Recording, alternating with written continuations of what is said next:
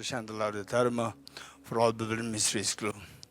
With folded hands, I beseech the Buddhas of all directions to chant the Lord Dharma for all bewildered mysteries glow.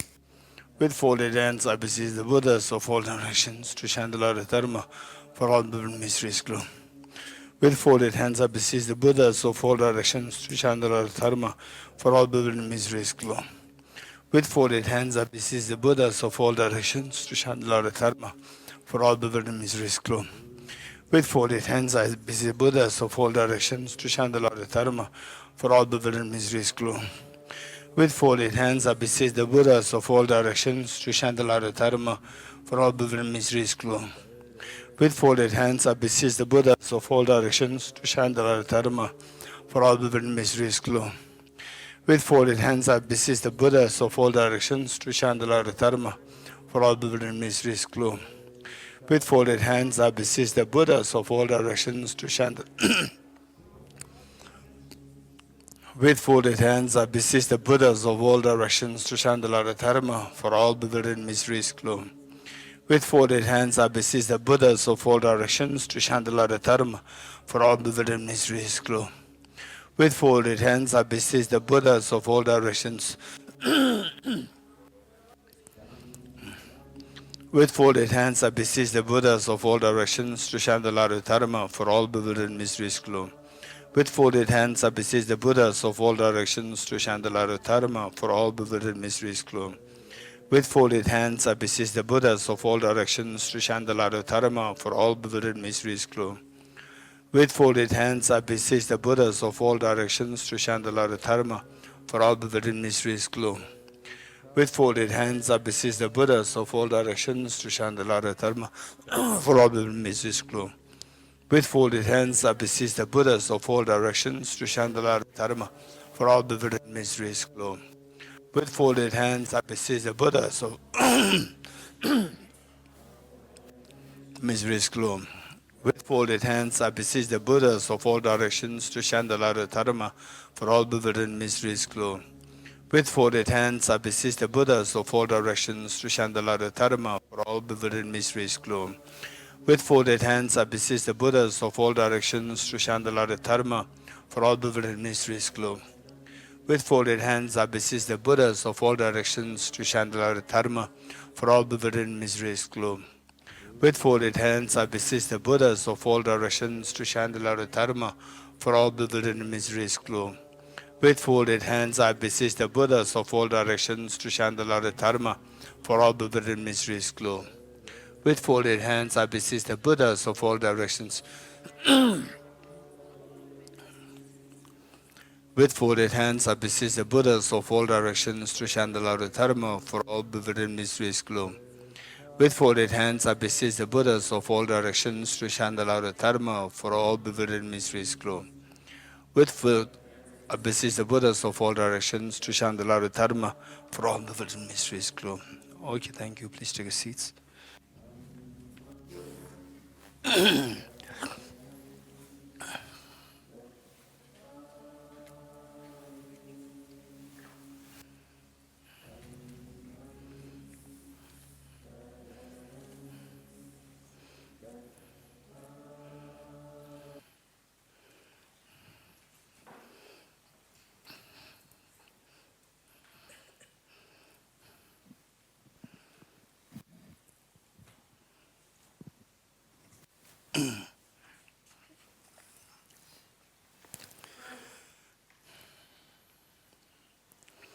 Okay, setting proper motivation. 3 points.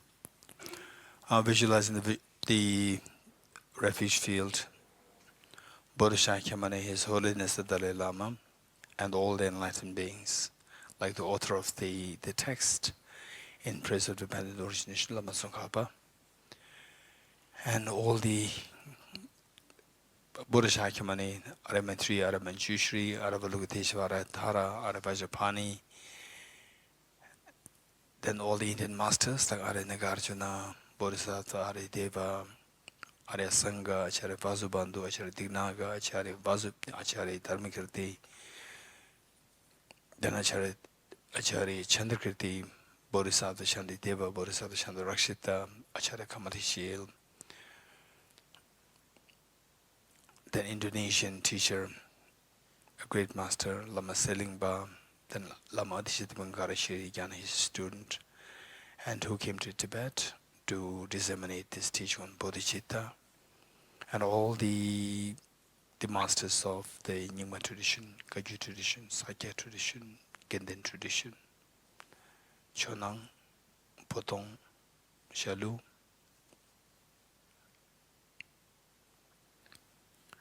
and how you visualize these great masters as so loving, caring, and embracing.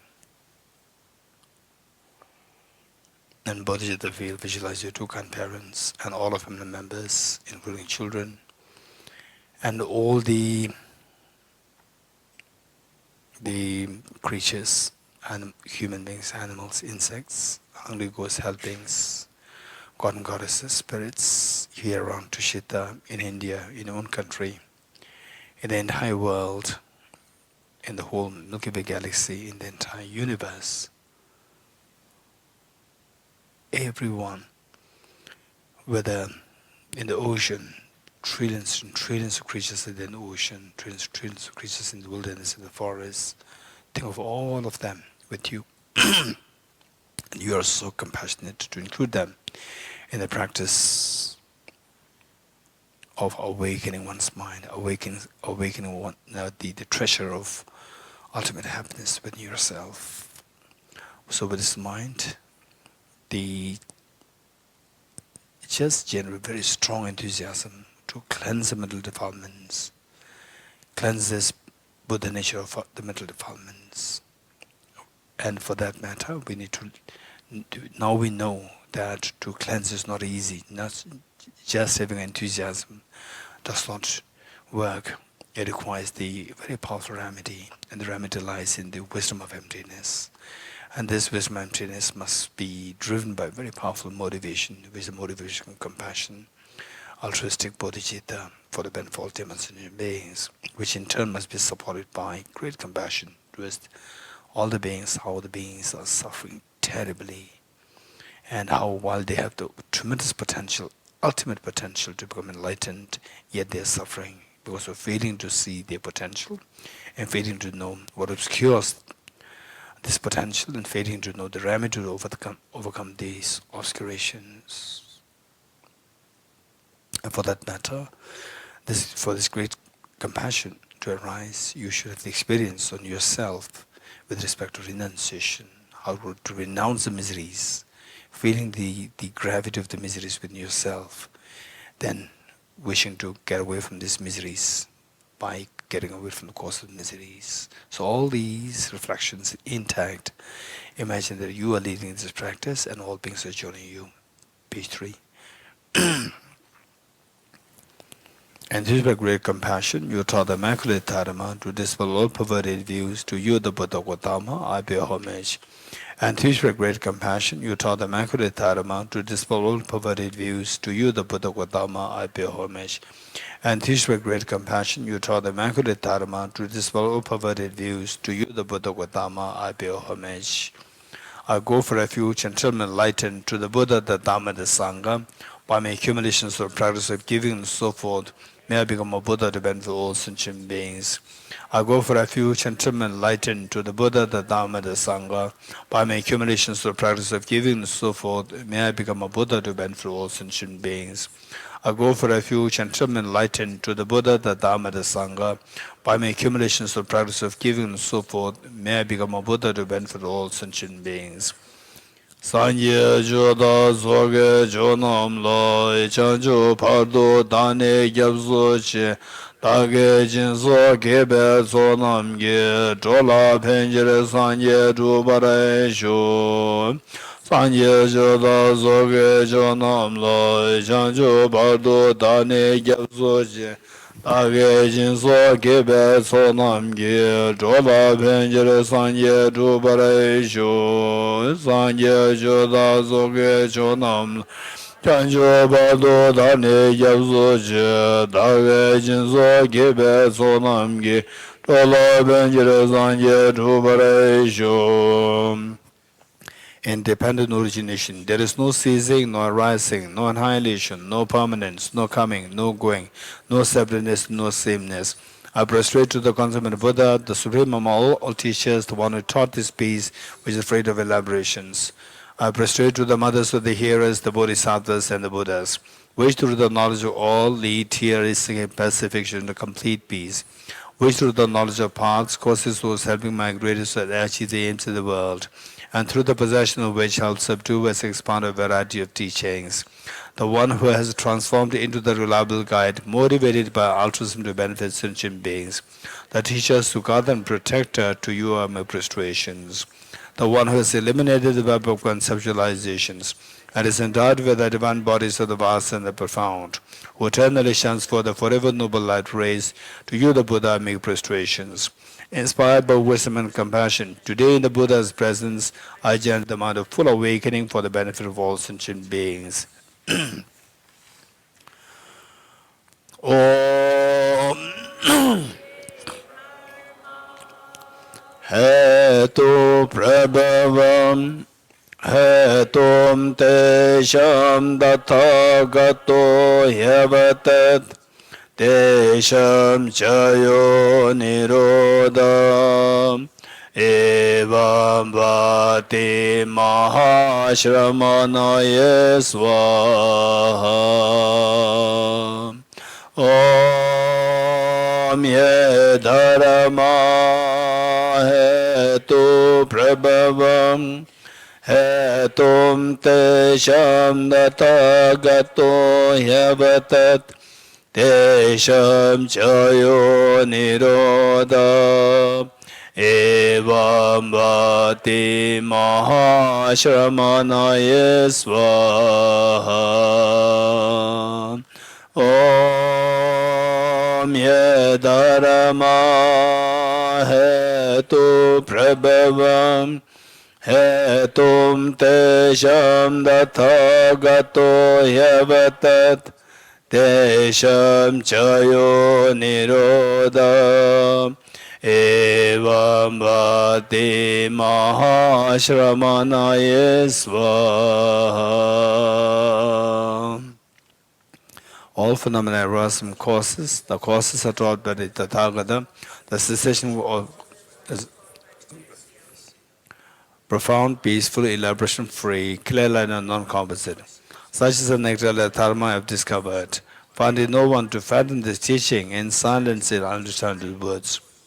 Beyond utterance, thought, and expression is the perfection of wisdom, which is unborn, unseized, and has a nature of space, is the object of the apprehension of self-realized wisdom. To you, the mother of the Buddhas of the three times, I obeisance.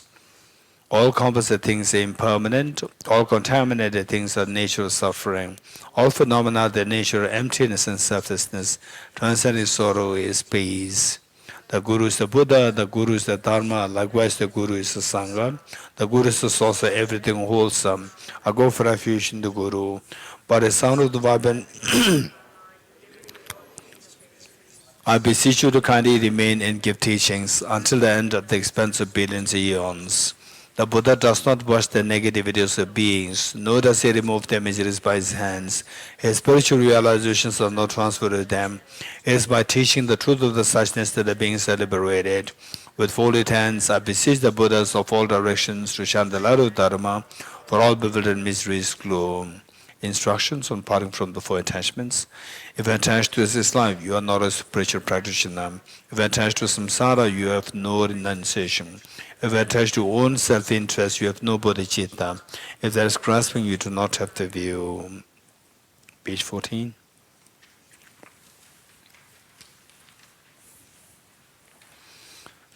Praise to Shakyamuni Buddha.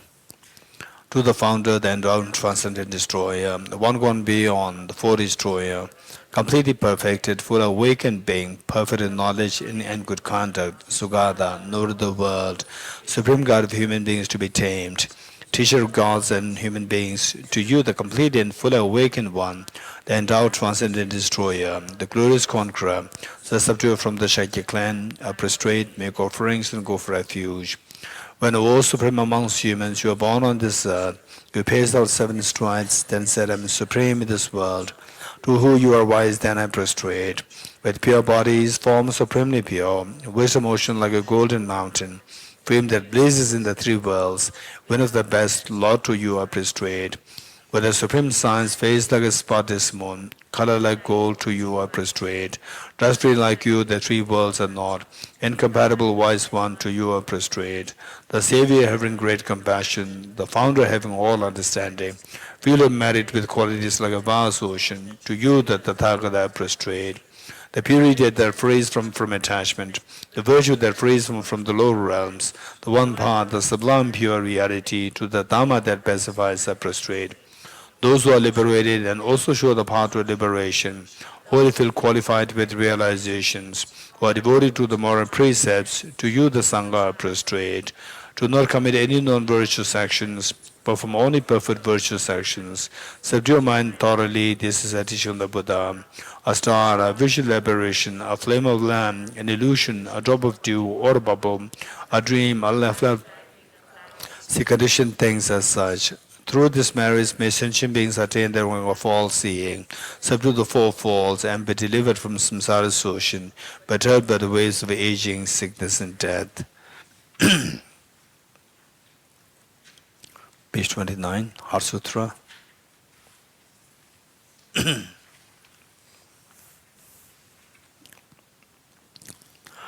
Heart Sutra, the Perfection of Wisdom Sutra. I prostrate to the irretrievable gem. And thus did I hear at one time the Buddha was dwelling on Master Vulture's mountain in Rajgriha, together with a great community of monks and a great community of bodhisattvas. At that time, the Buddha was absorbed in the concentration on the categories of phenomena called profound illumination. Also at that time, the Bodhisattva Mahasattva Avalokiteshvara looked upon the very practice of the profound illumination of wisdom. Then through the power of the Buddha, Venerable Shariputra said this to the Bodhisattva Mahasattva Avalokiteshvara: how should any child of the lineage who wishes to practice the activity of the profound professional wisdom train? He said then that the Bodhisattva Mahasattva Avalokiteshvara said this to the Venerable Shariputra: Shariputra, any son of the lineage or daughter of the lineage who wishes to practice the activity of the profound professional wisdom should look upon it like this, correctly and repeatedly, beholding those five aggregates also as empty of inherent nature. Form is empty, empty is the form. Empty is not other than form. Form is also no other than emptiness. In the same way, fading, discrimination, composite factors, and consciousness empty. Shariputra, likewise, all phenomena are empty, without characteristic, unproduced, unstainless, not without stain, not deficient, not fulfilled. Shariputra, therefore, in emptiness there is no form, no fading, no discrimination, no composite factors, no consciousness, no eye, no ear, no nose, no tongue, no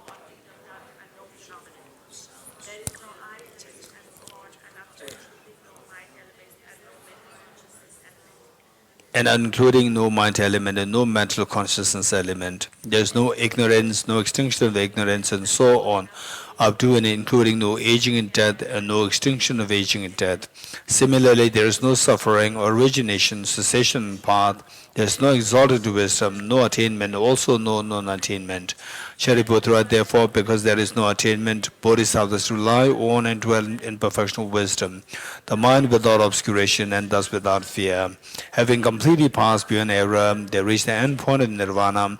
All the Buddhas who dwell in the three times also manifestly completely awaken to unsurpassable, perfect, complete enlightenment in reliance on the perfectional wisdom. Therefore, the mantra of the perfectional wisdom, the mantra of great knowledge, unsurpassed mantra, mantra equal to the unequaled, mantra that thoroughly pacifies all suffering, should be known as truth since it is not false. The mantra of the perfectional wisdom is declared, Deyata Om Gade Gade Bara Sam Gade Bodhi Swaha. Shariputra, the Bodhisattva Mahasattva, should train in the profound professional wisdom like that. Then the Buddha arose from that concentration and commanded the Bodhisattva Mahasattva Avalokiteshvara, saying, well said, son of the lineage, it is like that, it is like that. One should practice the profound professional wisdom, just as you indicated. Even the Tathagatas rejoice. The Buddha having thus spoken, Venerable Sharitvatiputra, the Bodhisattva Mahasatva Adavadugiteshvara, those surrounded in the entirety, along with the world of gods, humans, asuras, and gandharvas, were overjoyed and highly praised that spoken by the Buddha. Deyata Om Gate Gate Paragate Parasamgate Bodhiswatyata Om Gate Gate Paragate Parasamgate Bodhiswatyata Om Gate Gate Paragate Parasamgate Bodhiswatyata Om Gate Gate Paragate Parasamgate Bodhiswatyata Om Gate Gate Paragate Parasamgate Bodhiswatyata Om Gate Gate Paragate Parasamgate Bodhiswaha. By the teachings of three supreme jewels possessing power of truth, may inner and outer hindrance be transformed, may they be dispelled, may they be non-existent, may they be pacified, may all negative forces opposed to the Dhamma be completely pacified, may the host of 80,000 obstacles be pacified, may we be separated from problems and conditions harmful to the Dhamma, may all enjoyments be in accord with the Dhamma, may auspicious and perfect happiness pervade this place now. Okay, 8 verses for train the mind.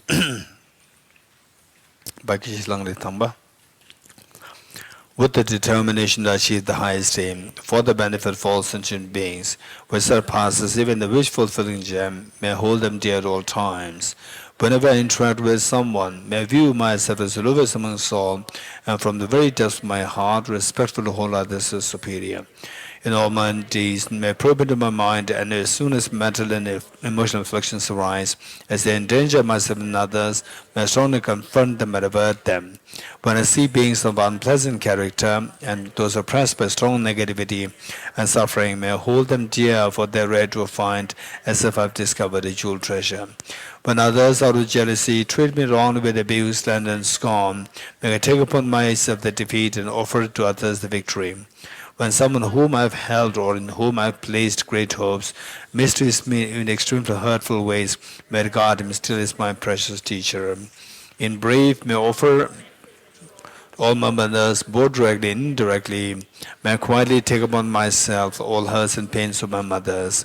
May all these remain undefiled by the stains of 8 mundane concerns, and may I recognize all things as illusions, devoid of clinging being released from bondage. From my 2 collections, vast space that I've amassed, from working with effort in this practice for a great length of time, may I become the chief leading Buddha for all those whose minds were blinded in ignorance. Okay, here in the verse number 8, it says, may all these remain undefiled by the sins of 8 mundane concerns, meaning that whatever we do, whatever practice that we do, let alone the daily mundane activities, household chores and so forth, and then interacting with other people and so forth. And even your Dhamma practice, may they never be defiled by the 8 mundane concerns, meaning that these 8 thoughts, yes, it's not that we pray, and then it should stop. And the next day, if it happens, you feel so demoralized. No. So this is how we have to proceed. We make commitment that I should not be affected by the eight mundane concerns, and you may be wondering what is eight mundane concerns. And they say if you get material, the possessions, somebody give you presents, or you do a business and you get a lot of benefit, they say profit, then you are so excited, so happy. And whereas you lose something, material loss, then you feel so demoralized, as so like everything shatters. So where your emotions are being fluctuated by, you say, the worldly benefits and worldly loss, like material gains, material loss, fame and depreciation, and then the nice words and unpleasant words, and then the joys and the sadness when you get when you're happy, that you're so excited, when you feel a little cold or unhappy, it just bog you down. So this is these eight, where your mind is affected by these eight conditions. This is known as mundane concerns. These eight things per se is not an issue, it's not a problem, but how your mind reacts to this, your mind is just affected. This is an indication of our weakness. When you say that, for example, Wimbledon, right? But they win, what did they do? They scream, they cry, right? So they say your emotional control, loss of control, right? They scream, they cry, they express it. So these are the weaknesses. These are not strengths. And then you lose the Wimbledon, right? Then as well, the whole world shattered. You break the racket, right? So there is your weakness. These are weakness. Both sides is weakness. It's not just you win and then you decided this is the victory. No, it's your weakness. Look at His Holiness the Dalai Lama. When His Holiness was given the Nobel Peace Prize, say, just watch the video. It's still available on the YouTube. Watch it. That you say, so everybody, the camera is directed towards everyone, one by one. Then His Holiness, you get the feeling that he's the one who's getting the Nobel Peace Prize. You will not get the feeling. He's just very calm, very normal.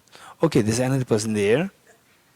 And finally, when the announcement was made, and he was the one, you'll be just fascinated. How come that his emotions are under total control? Yes, he appreciates, but not excited. There's nothing really there. So this total control of the emotions. So this one part is more like on the surface level. Now on the deeper level, how all this can be done. It says that may all this be undefiled by the stains of the eight mundane concerns, and may recognizing all things as illusions. How can these be possible? One, out of compassion towards the beings. Out of pure compassion, the mother will not be excited. Mother will not be excited in front of the children that she gets the award or whatever, right? When seeing the children suffering for her, she will just acknowledge it, seeing that my job is to take care of these children who are so dependent, small, vulnerable. So when this love and affection is there, sense of concern for the self, that becomes so minimized. Then the next one is seeing everything like a dream. So where yesterday, each one of us, when we look at the other person, then the involuntary expressions came into being, smile, all these things come. And then when you think of the person, not actually looking at the person, there's total control of the emotions, right? Even though the same person made you smile, but if you think of that, you don't smile, because you know that it's coming from a mind. So when you see that everything is coming from your mind, means that what I'm seeing is just an illusion. My mind is creating this illusion. Your emotions are totally under control. So it says, and may are recognizing all things as illusions. Devoid of clinging. Because that if it is illusion, you will not grab that as real. So clinging will be stopped. And therefore, be released from the bondage to samsara. Okay, let's read this once more. May all these remain undefiled by the stains of eight mundane concerns, and may recognizing all things as illusions, devoid of clinging, be released from bondage. From my two collections, vast the space that I've amassed, from working with Alphabet, this practice for a great length of time, may I become the chief leading Buddha for all those whose minds with minds blind of ignorance. So finally, with seeing all these things, then if at all there's a purpose of life, the greatest of the purpose of life is for you to unravel your hidden treasure inside. What is that treasure? The treasure of Buddha nature. This treasure where you can experience fearlessness and infinite. That is the infinite happiness. This is your ultimate purpose of life. This is the goal. And if this is not done, no matter what you're doing, it's just like within samsara. So if this is what you're doing, searching for this treasure inside, you put effort in this direction, the purpose is amazing. It is like unendingly beautiful moments unfolding one after the other. Whereas if this is not what is happening, then some people they feel that their life is so boring, there's no meaning. And some people, yes, it's so meaningful, so purposeful. I have this business, I have this career, that I travel, and people invite me here and there. And then you do it for 5 years, 10 years, 15 years, and then the same thing, and you feel bored. And finally, invitation comes less, because you are getting older. And then you want to be involved. Now you are pushing yourself to be involved. It's so like, please invite me, right? And then, yes, and the invitation comes less. And then even your relatives, they come to you less. And then you wait.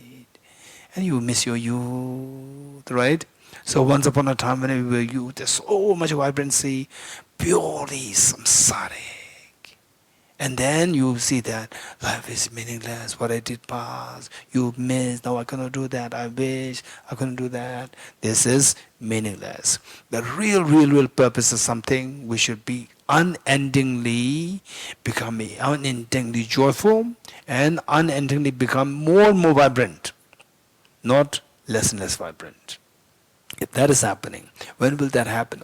That will happen only with somebody who is trying to unfold the inner treasure of the awakening.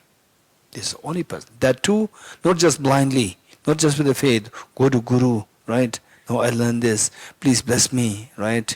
And some people say that, Kishila, please touch my head more, right? No, it will not help. It will not help. It will not help. The issue should be touched with wisdom of emptiness, right? Say, learn wisdom of emptiness, learn Bodhicitta, learn the four seals, learn these meditation techniques, and see the nuances. Then you see that your life is really purposeful. If that doesn't happen, then we never know. So what the next half of a life how it will unfold, we never know. Then the next life, total unpredictable. Whereas if you engage in this life to look for the inner treasure, this is something, not only this life, even within this life, you see that you become happier. And the purpose of the life is becoming more and more purposeful, more and more joyful. And then we continue this to the next lives. So this is how all these great teachers, they like, His Holiness. So now from my own little life experience, I could see that His Holiness, all the every details of his demeanor, there's a clear indication of his many lifetimes of practice. Because even for us, to be mindful,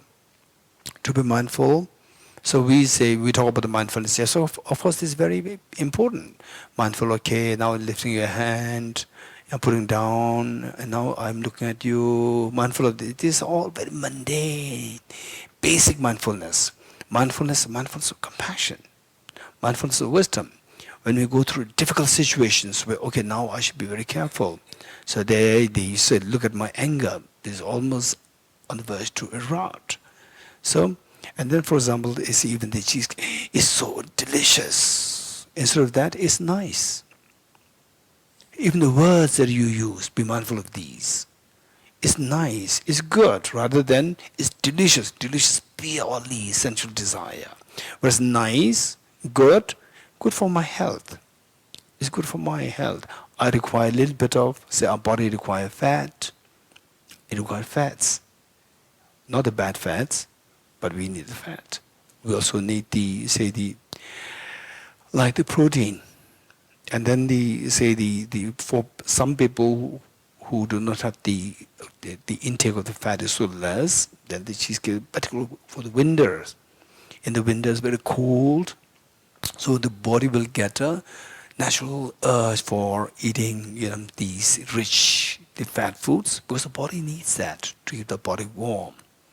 It needs that. So when this happens, okay, now the urge is coming. Urge meaning desire is coming, but it was very strange. Coming here in Delhi, the weather is now very pleasant. And I know that here in the Dharamsala, particularly Tushita, is a little cold. I know that. And coming is really cold for the first 2 days, cold. And then usually I deliberately, unless necessary, for two reasons, the eating dinner. Say the number one, that I have a teaching to do, teaching for that matter, I need energy. So if that is there, then I take something. Then if I could see the prospect that okay, tonight if I don't eat something, my empty stomach, I will not fall asleep. So if you don't fall asleep, the next day, whole day is going to be wasted. So if I see the prospect that I may not fall asleep by empty stomach, then I eat something. Otherwise, I try to skip it. And then in the first place, not really, saying, oh, I have to eat something. Just thinking that I have to eat something, eating it builds up a habit. The very next day, around the same time, the urge comes. Hunger may not come, but the urge will come. So why should we unnecessarily create this urge? Stop it. So here, on the first day, evening meaning before I go to bed, there was the strong feeling I have to eat something, particularly some rich, like the fat or the protein that was coming, and I was, well, why? It never come to me in Delhi. So this is the bodily reaction, and then your mind reacts according to the bodily activation. Physiologically, there's a need for the body to keep warm, the more energy required. So this activity, and the mind reacts to this. You're getting it? It's so important in this life for us, how the body reacts and how the mind reacts. So these two must be watched. We should learn how to watch these two things, and then to see that the body may react, but the mind, we have to train our mind not to react on the basis of what the body says. You getting it? For example, I feel the urge to eat something. So these are all bodily reactions, and then your mind reacts. And if you are not aware of that, then we become so gullible to the physiological reactions. So these are the mindfulness required. And then let's say that the compassion. For example, like yesterday, say in my room with Raviana and Kamasujula there, so they were helping me with my the little things, but they were so young, right? So this morning I was trying to get the exposing them. I was trying to get hot water, and I just see if they were mindful to make hot water last night. And the thermos, yes, it's heavy, which means there's hot water there. I was quite impressed. Oh, very thoughtful, right? And then the thermos, I see that thermos, there are two lid, one the outer lid and there's inside lid. And I opened it, and then the water, overflow meaning that some water came out. And then the inside lid was not used, just the outer cover, which means the whole hot water is waste. No hot water, it's cold now. Because the water insulated is not used, it's kept outside. Just the outer lid was covered, number one. Okay, mindfulness, number one. Then number two, should I say this or not say this? Number two, in front of Venukumbela, should I say this? No, say this. Right? Because the two of them may be under penalty with Venukumbela. So then I put then the water is there, is cold. So I put it on the electric kettle inside. And I put it there, electric kettle is just a psst, which means it's already hot, which means electricity was on. So again, no mindfulness to switch off the electric kettle.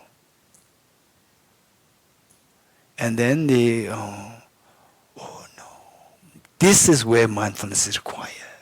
You get it? Not like I'm lifting my hand, I put my hand down. These are the things where the mindfulness is required. Okay, so I have to go out, electricity, they're on, off. Okay, they must be on, just see, make sure that they're off. And the lid, the lid, it should keep warm. The purpose of putting the thermos is to keep it warm. And it should remain warm for till next morning when he gets up, some water. So it should keep warm. It's not just the outside lid, it will not help. So there should be the one. Where is it? Mindfulness. The electricity, all these are where we really require the mindfulness. And then what we said, the concrete thing was that there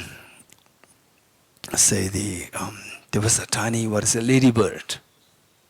A tiny ladybird, and this young boy, he saw this, and he said, oh, this is a tiny ladybird there. Is it time for ladybird?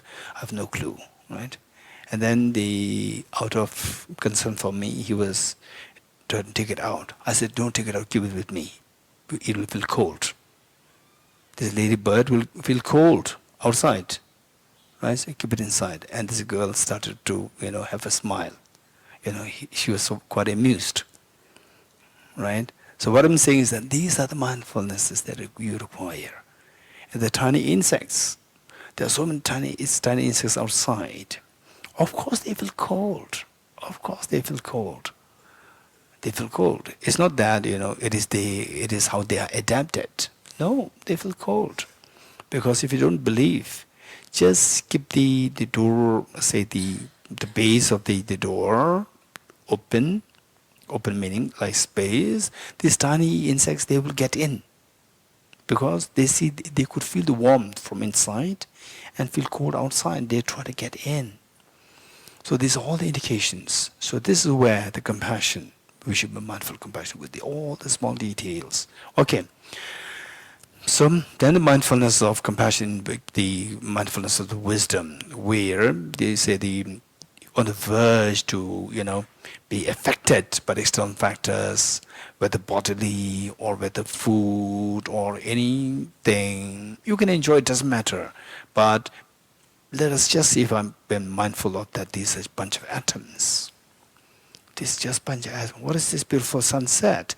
It's nothing but bunch of hydrogen atoms. Bunch of hydrogen atoms. If you really go there, it's not beautiful. It'll burn you. Right? From distance, it looks so beautiful. Sunset. From distance, it looks so beautiful. If you go there, it'll burn you. It's not at all beautiful. You'll run away. But from distance, it looks so beautiful. Right? It's just a bunch of hydrogen atom reacting and creating helium, and then this is the meaning of the death of the sun. Right? This is how the sun dies. Right? So be mindful of this. Very beautiful. It's just metal projection. Actually, this hydrogen coming together, fusion, and then the helium is caused, energy is erupted. That is known as the sun. So what I see is beautiful. It's just a purely metal projection. You go closer to this object. If the mirage were to be water, why not those go as a mirage? See that's water. So remember that. Say this verse and imagine you go there, it'll burn you, and you'll be scared rather than seeing the beauty. Right? Or the beauty is just projection of my own mind. So likewise, the cheesecake. What is cheesecake? It's just a bunch of atoms. What is cheesecake? So like this, try. It doesn't mean that we succeed. Wow! After 10 days, next day you have totally unaffected by any external factors. No, it'll not happen. It'll take years, if not life after life after life. But we have to attempt. We have to attempt. right? No matter what the situation, we have to attempt. This is only way. However, so our commitment should be that no matter how long it takes, how difficult it is, this only way, this is my only job in my life, in this life and the future life. This only job to remove the mental dirt, so that the Buddha energy inside will manifest.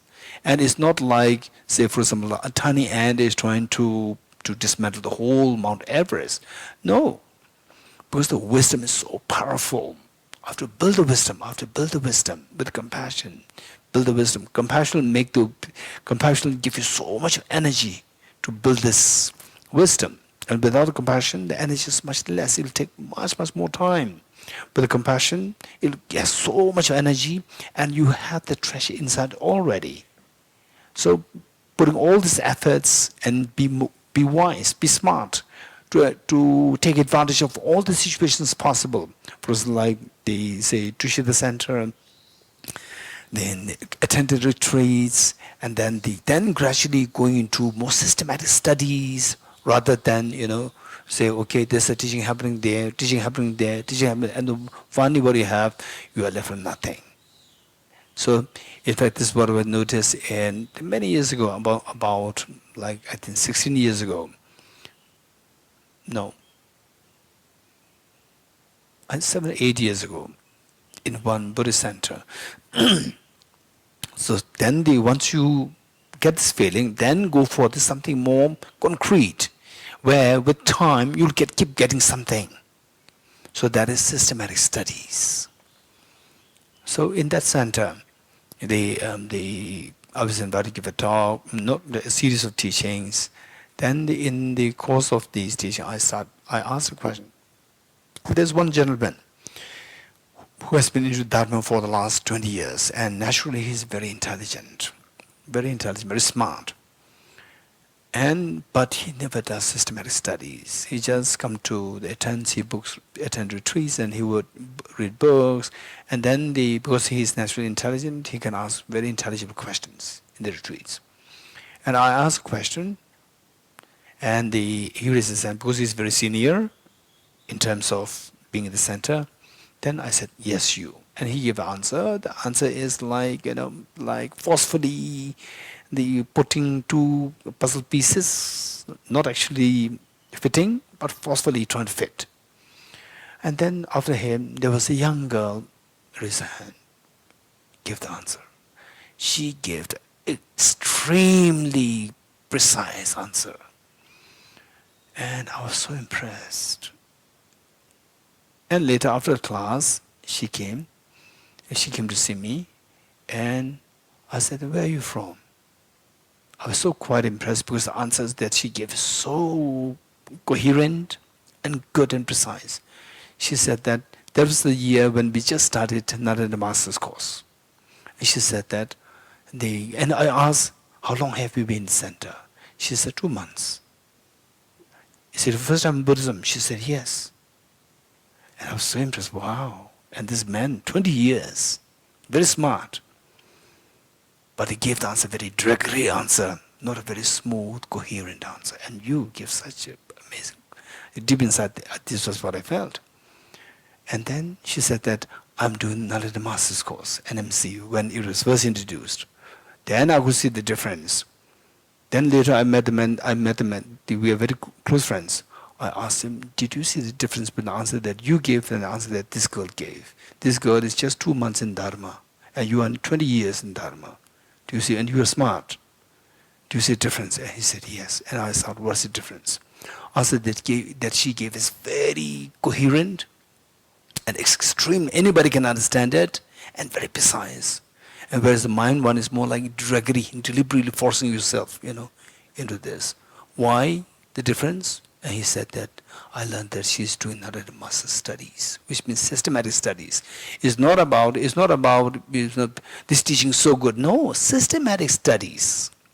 So do something systematic studies rather than, okay, this empowerment, that empowerment, this empowerment. No, it will not be eventually, more whiteheads will come, and then you will become the same person, angry person, short-tempered person. You will remain the same person.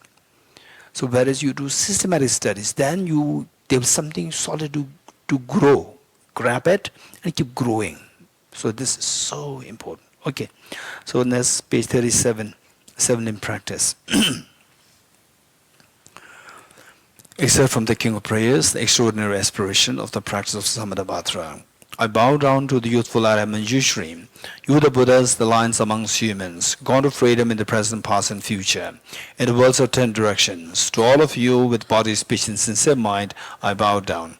With the energy or aspiration for the Bodhisattva way, with a sense of deep respect and with as many bodies as atoms of the world. To all you Buddhas, visualize it real, I bow down. On every particle,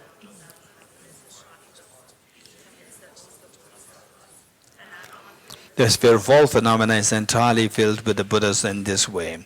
With infinite oceans of praise for you and oceans of sound from the aspects of my voice, I sing the breathtaking excellence of Buddhas and celebrate all of you Sugatas. Beautiful flowers and regal garlands, sweet music, scented oils and parasols, sparkling lights and sublime incense, offer to you victorious ones the Buddhas. Fine dress and fragrant perfume, scented powder heaped as hard as Meru, all wondrous offerings and spectacular array offered to you victorious ones, with transcendent offerings, peerless and vast, with profound admiration for all the Buddhas, with strength of conviction in the Bodhisattva way, offer and bow down to all the victorious ones. Every harmful action I've done with my body, speech and mind, overwhelmed by attachment, anger and ignorance, all this I openly lay bare before you. I lift my heart and rejoice in all the merits of the Buddhas and Bodhisattvas in 10 directions, of solitary realizers here still training, and those beyond, and of all ordinary beings. You who are the bright lights of the worlds in 10 directions have attained the Buddha's omniscience through the stages of awakening. All you are my... Please turn the supreme wheel of Dharma. With palms together, I earnestly request you who may actualize parinirvana, please stay with us for aeons, numberless as atoms of the world, for the happiness of well-being of my wanderers in samsara. Whatever slight merit I may have accumulated by making prostrations, offerings, and confessing, rejoicing and requesting that the Buddhas may teach abundantly all this for the full awakening. Okay, just a little digression which came to my mind. So with this anecdote of the last night and this morning of the boy and the girl. So when I see that, where is the mindfulness? My mind was little disturbed, right? Where is the mindfulness? And then suddenly the next thought came to me. Okay, when I was their age, I also used to do the same thing, right? I also used to forget to switch off the light. I also used to make the same mistakes. I see this is a process. So mind irritation subsides instantly.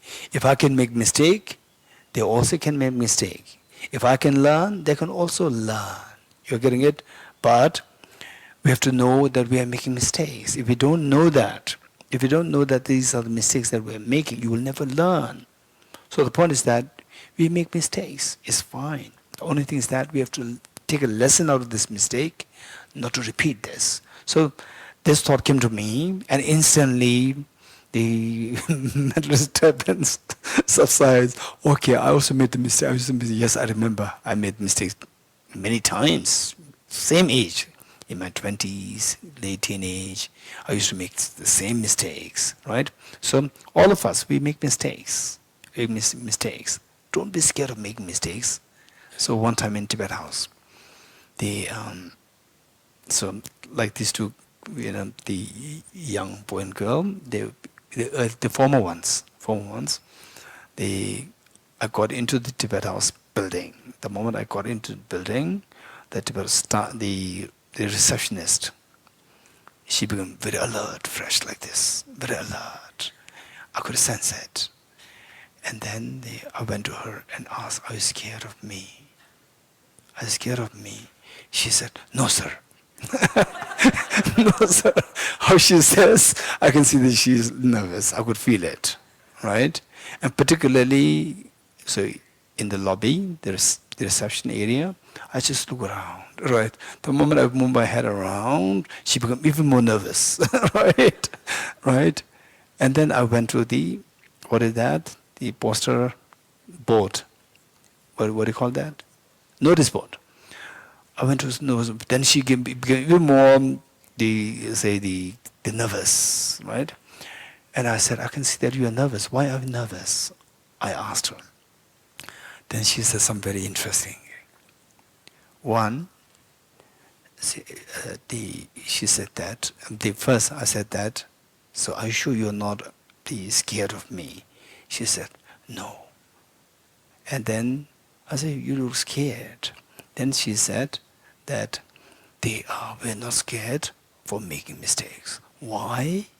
She said that my seniors told me that don't be scared of making mistakes with Geshe-la. Geshe-la will not mind you making mistakes. Then he will first teach you. He will not show anger towards you if you make mistake. He will teach you how to fix the mistake. If you repeat the mistake, he can shout at you. Right? This was my seniors told me. Right? So I'm not scared of making mistakes. And then, but I could still, when I go through the notice board, it was her job. I could see that she is a little nervous. I say, why are you nervous? And then she said, my seniors told me that Geshe-la is very particular with everything. It should be, say, the posters report, they should be totally straight. It shouldn't be like this, tilted like this. It should be so straight. And then I didn't say anything, right? I said, do you see gap here? Gap here? Right? Do you see the difference? There's no. Then I said, I can see that I'm much older than you. My eyes are much weaker than yours. But I can see the gap difference there. Then I took a paper and see, do you see the gap here? Do you see the gap here? She said, yes, this is a gap. Right? Okay, this have to be fixed. And then said, I asked, why are you nervous? She said, my seniors told me that she was so particular. Even the pins which you use, they should be same color. Right? This is not what I said. But the gaps, yes, I'm very particular. With the office work, I cannot compromise. It should be so particular. Yes, people make mistakes. Young people, they make mistakes. It's not a problem. So, particularly the parents, we should really think about this, where the children make mistakes. And teachers of small children, when they make mistakes, don't shout, don't, scold. They don't know. Just think of yourself at that age. We made the same mistakes. You're getting it? And simply because you were scolded by your teacher in those days, it doesn't mean that you have to scold the children now. You're getting it? So you have to be more evolved than your teachers. More evolved. That teacher scolded you at this time. Yes, I was scolded badly at this age. When I made some mistakes, and that too not deliberate, with the best intention to contribute something, and something bad happened, and then scolded. So don't scold. So keep in mind that these mistakes will be made. So because of this, you are there to help. So teach how to fix the problem, and tell the child, don't repeat this mistake. Don't repeat this mistake. You're getting it? And again, the child can make the next mistake, right? And then sometimes I know that the child, or they're not really child, they're young boys and girls. So then I know sometimes I know that they'll make mistakes. Deliberately I'll let them do. I don't do it myself. Deliberately. So when they make mistakes, which I could foresee that, they make the mistakes, and then there was Geshe-la, I made this mistake, right? So I said that, okay, did you see this mistake? You identified this? I said, yes, don't repeat it. So these things are bound to happen if you don't take care of from the early stage. From the early stage, you should be mindful that these things can happen in the future. So once you're in the middle of the train, you cannot do anything. You cannot undo things. So you should remember from the first stage. I told you from the first stage, be careful. And now this happened because you missed the first part. So you have to teach. This is so important. Don't show anger, don't scold. Simply because you feel irritated, right? This should not be a reason to scold. that first check if the child knows that. Knowing that and still negligent, then sometimes pretend as though like you're wrathful, right? If the child is negligent, but it's not negligent, with the best of the intention, did something and some made mistakes, teach. That's so important. Okay. Which one? We're doing it. Okay. I did explain it, no? Day one. Okay, so basically, a hand, you want the hand gesture? Okay. The hand gesture, I said that you have to learn it during the break time. You don't learn it, the 3 days. I gave you 3 days. Okay. Learn it from Gishama. You're getting it? Okay. And those of you who don't learn this, it's not necessary. You don't have to know this. If you know this, it's fun. Good. If you learn, it's fun, you know. But why we are doing this? It's just a symbolic. For example, let's say that say sometimes if there's a step, right, there's a little elevation, small elevation, you put a mark there. What is this mark? What's the mark for? To tell the people that remember that there's a step there. Likewise, with these hand gestures, they will remind us that, same, how finally our mind needs to be trained. And our mind is so weak that it needs so much of reminders. Right? It requires a lot of reminders. For these all just, they're all reminders. Recitation, these are all reminders. Right? The bell is a reminder. Morning bell, right? It started from 5 o'clock.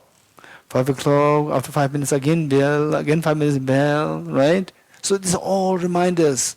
Actually, one is required, one is good. Why do we need many times? Constant reminders. So, constant reminders from all fronts, from all sections. This is a reminder that I'm offering the whole universe. You getting it? This is a symbol of the universe, and the universe can be thought of in many ways. Broadly speaking, 2 ways. How it is understood today, according scientifically, and how it was understood in the past.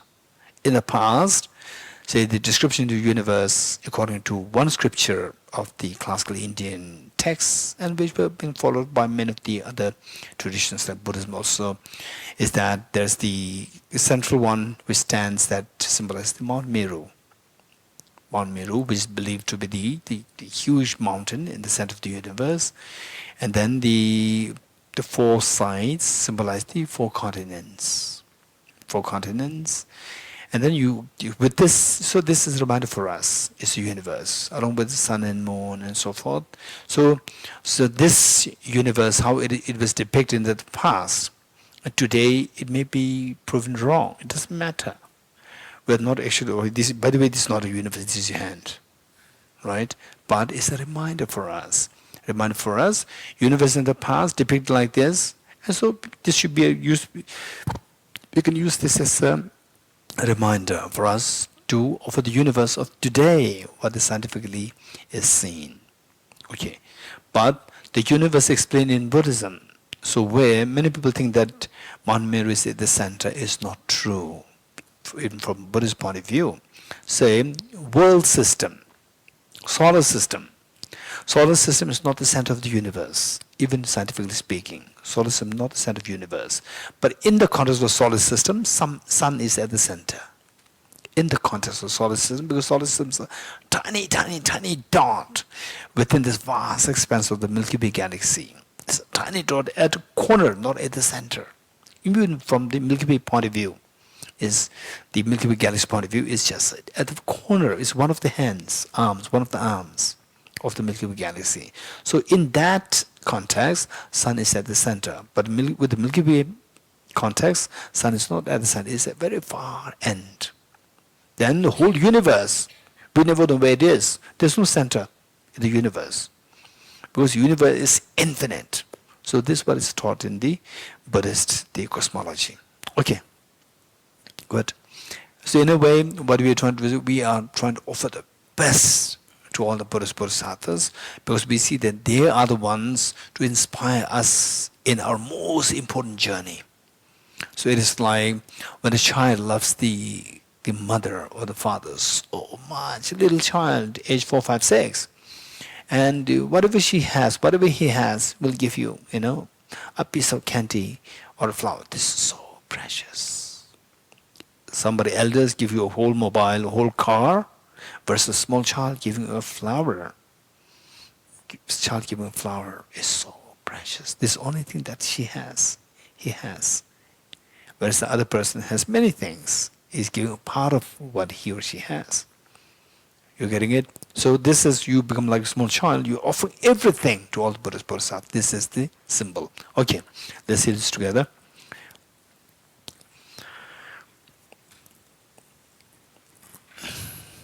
Okay, Gishima, teach. Hand gesture.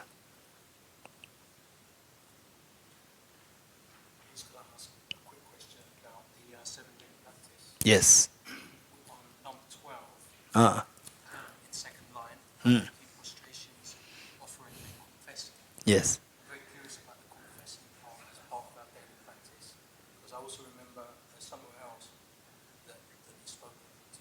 Yes. You remember that this one, what is that?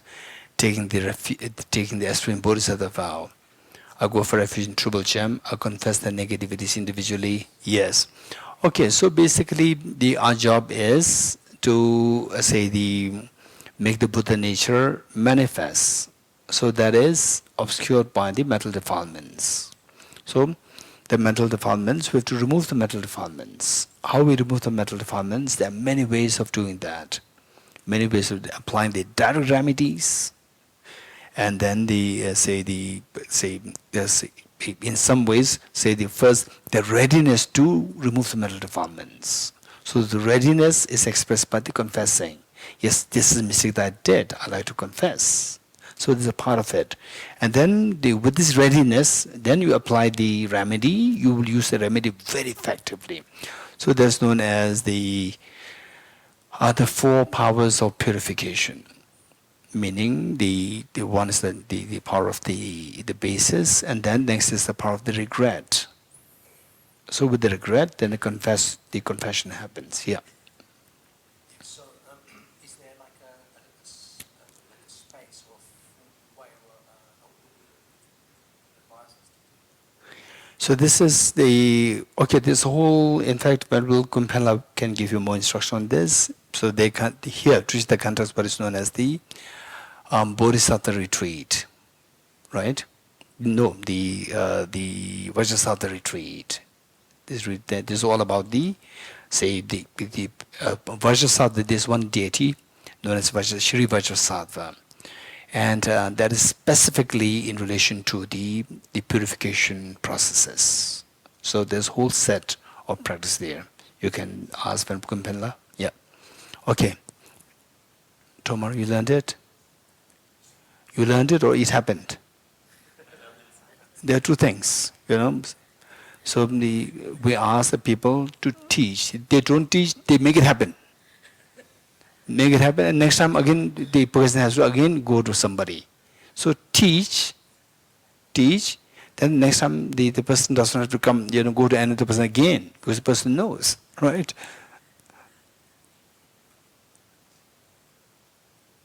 Wow, this is amazing. So Gishima actually taught. I'm glad. Okay, good. Okay, good.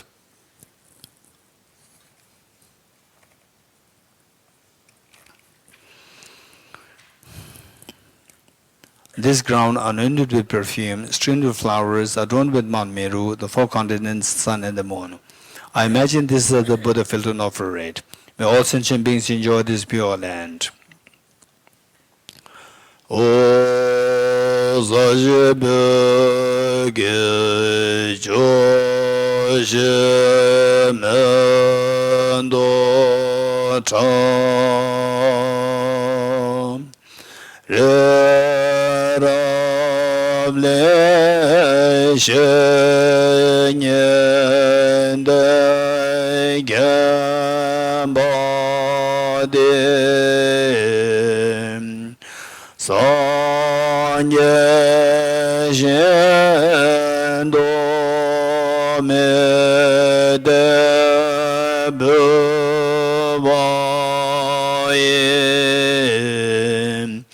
Joganam Da Shelai Jebarai Sho. May I be blessed that my mind is directed towards the Dharma. May I be blessed that my Dharma practices on the proper path. May I be blessed that the path is free of flaws. May I be blessed that the flaws are seen in the light of exalted wisdom. The four Dhammas of Venerable Bhikshu Mahasattva, becoming utterly frustrated with the ignorance that grasps at true existence, please bless me to generate genuine renunciation, seeing all aspects of samsara as viciously repulsive. Please bless me that my mind overflows with the precious bodhicitta that cherishes others more than myself. Please bless me to have an immaculate experience of the wisdom of emptiness that does not see even an atom of intrinsic reality, on the basis of understanding how things come into being by dependent origination through mere conditioning. Please bless me that my mind stream overflows with the precious wisdom of the non-duality of bliss and emptiness. Edam Guru Ratna Mandalagam Nirate Amen. Next, the foundation for all good qualities.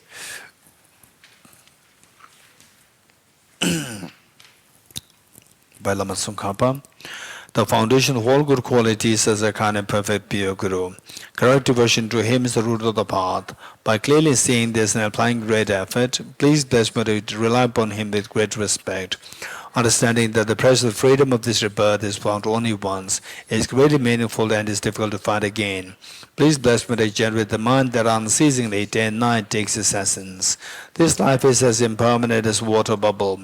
Remember how quickly it decays and death comes. After death, just like a shadow follows the body, the results of virtuous and non-virtuous karmas follow. Finding firm and definite conviction in this, please bless me to always to be careful to abandon even the slightest negativity and accomplish all virtuous deeds. Samsaric splendors are unsatisfying and unreliable. Seeking them is the door to all suffering. Recognizing these shortcomings, please bless me to generate a strong wish for the bliss of liberation. That by the thought, mindfulness, alertness, and great caution arise. The root of teaching is keeping the breath and motion vows. Please bless me to accomplish this essential practice. Just as I have fallen into sea of samsara, so for all mother creature beings, please bless me to see this twin in supreme bodhicitta and bear the responsibility of freeing migratory beings. Even if developed bodhicitta but I don't practice the three types of morality, I'll not achieve enlightenment. With my clear recognition of this, please bless me to practice the bodhisattva vows with great energy. Never analyze the meaning of reality, please bless me to generate quickly within my mind stream the unified path of karma abiding special insight. Having become a pure vessel by training in the general path, please bless me to enter the holy gateway of the fortunate ones, the supreme Vajra vehicle. At that time, the basis of accomplishing the two attainments is keeping pure vows and samaya. As I have become firmly convinced of this, please bless me to protect these vows and pledges of my life. Then, having realized the importance of the two stages, the essence of Vajrayana, by practicing with great energy, never giving up the 4 sessions, please bless me to realize the teachings of the Holy Guru. Like that, may the Gurus who showed the noble path and the spiritual friends who practice it for long lives, please bless me to pacify completely all outer and inner hindrances. In all my lives, never separated from Gurus, we enjoy the magnificent Dhamma. By completing the qualities of stages of the path, may could attain the state of Vajradhara. You are Avalokiteshvara, great treasure of non-referential compassion, Manjushri, master of flawless wisdom, as well as Vajrapani, teacher of hosts of demons without exception, Tsongkhapa, crown jewel of the sages of the land of the snows, those Santa by your feet and make prostrations. Me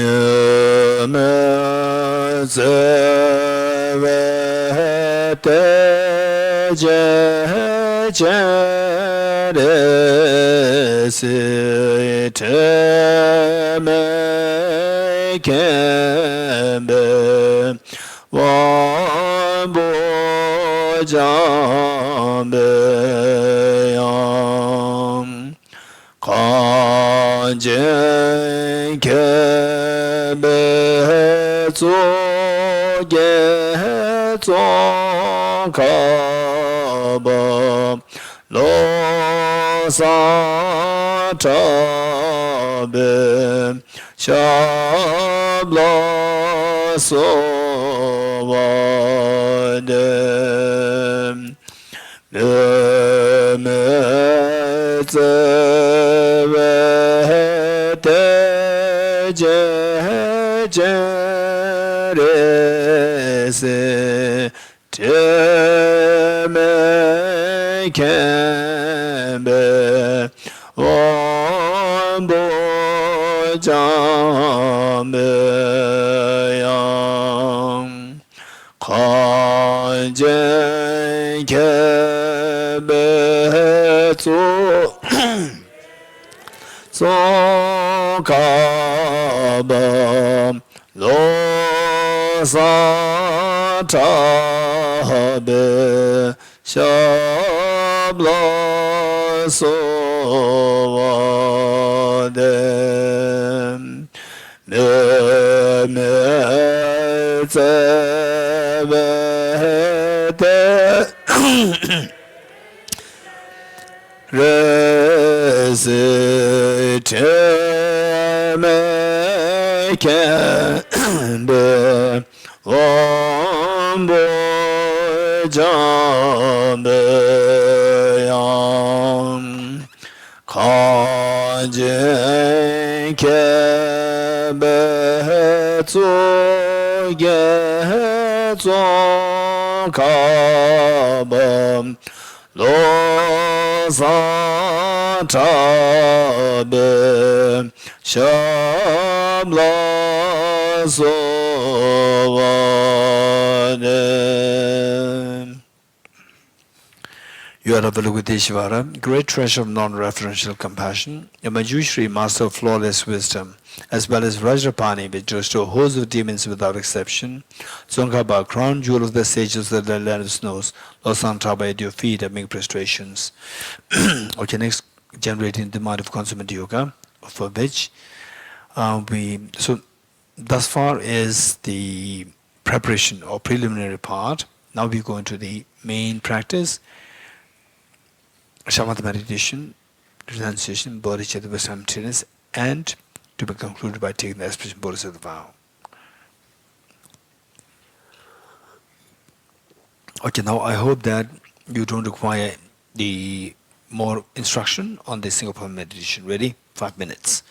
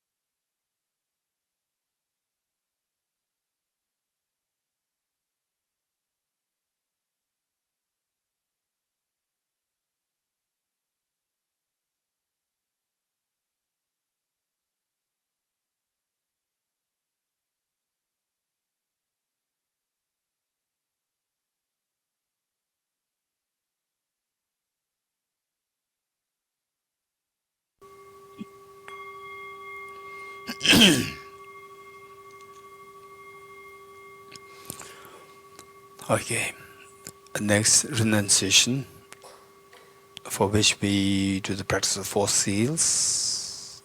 So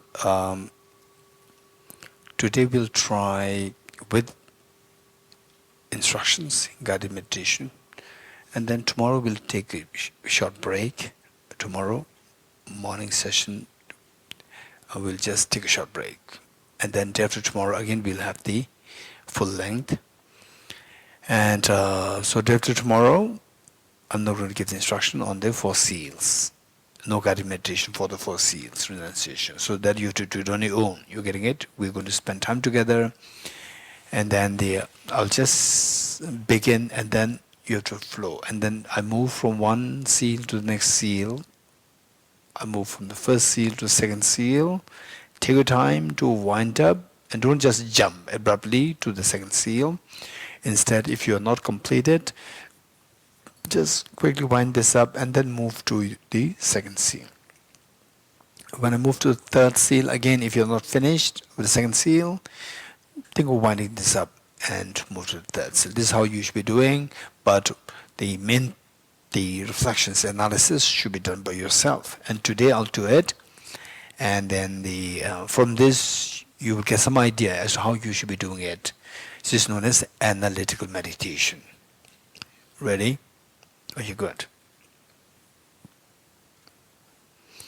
So in a way, what I'm saying is that when I say, don't think that this is just a ritual thing, what he's saying.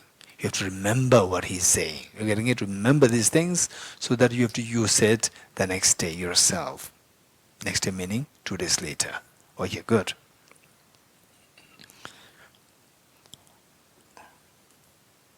Renunciation. Renunciation is to renounce our miseries, not to renounce their happiness. To renounce the miseries, we need to know how to renounce causes of miseries. The Buddha taught, Ye dharma hetu prabhava. All these phenomena arise from the causes. And the cause of miseries, Buddha identified contaminated karmas and afflictions, and finally rooted to the self-grasping ignorance. Within the ignorance, Buddha identified 4 misconceptions, which are predominantly what attracts all our miseries, stress, tension, anxiety, and so forth. And to overcome these 4 misconceptions, which are misconceiving impermanent phenomena as permanent, misconceiving miseries as happiness, misconceiving impure things as pure, and misconceiving what is selfless nature as of selfhood. To counteract the 4 misconceptions, Buddha taught the 4 seals. The first, all composite things impermanent. Composite things, whatever is composed of material parts or temporal parts, like what the physics tells us about how the physical world is constantly under the flux of change on the atomic level. So this is exactly what the Buddha taught, be it on the material level or on the mental level. In both cases, given that they are composite phenomena, they are going through instantaneous change, impermanent. They are the nature of impermanence. And impermanence is of 2 kinds, gross and subtle. The gross one, the continuum of which terminates, impermanent phenomena, whose continuum terminates. For example, and this is so important to reflect on both. It's not that we jump to the subtle directly. Gross reflection, reflection on the gross impermanence is extremely important. In the Lamrim text, you'll find the mention of the impermanence of death. This falls under the reflection on the gross impermanence.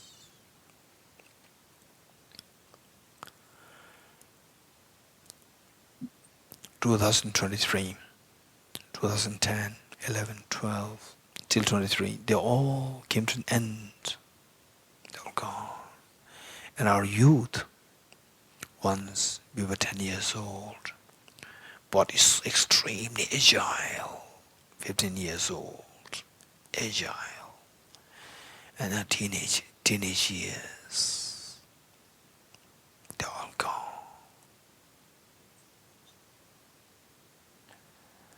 And the beautiful moments in the past when your parents, when you were very little, the parents, they focus, total focus, attention was on you. And those beautiful moments are gone.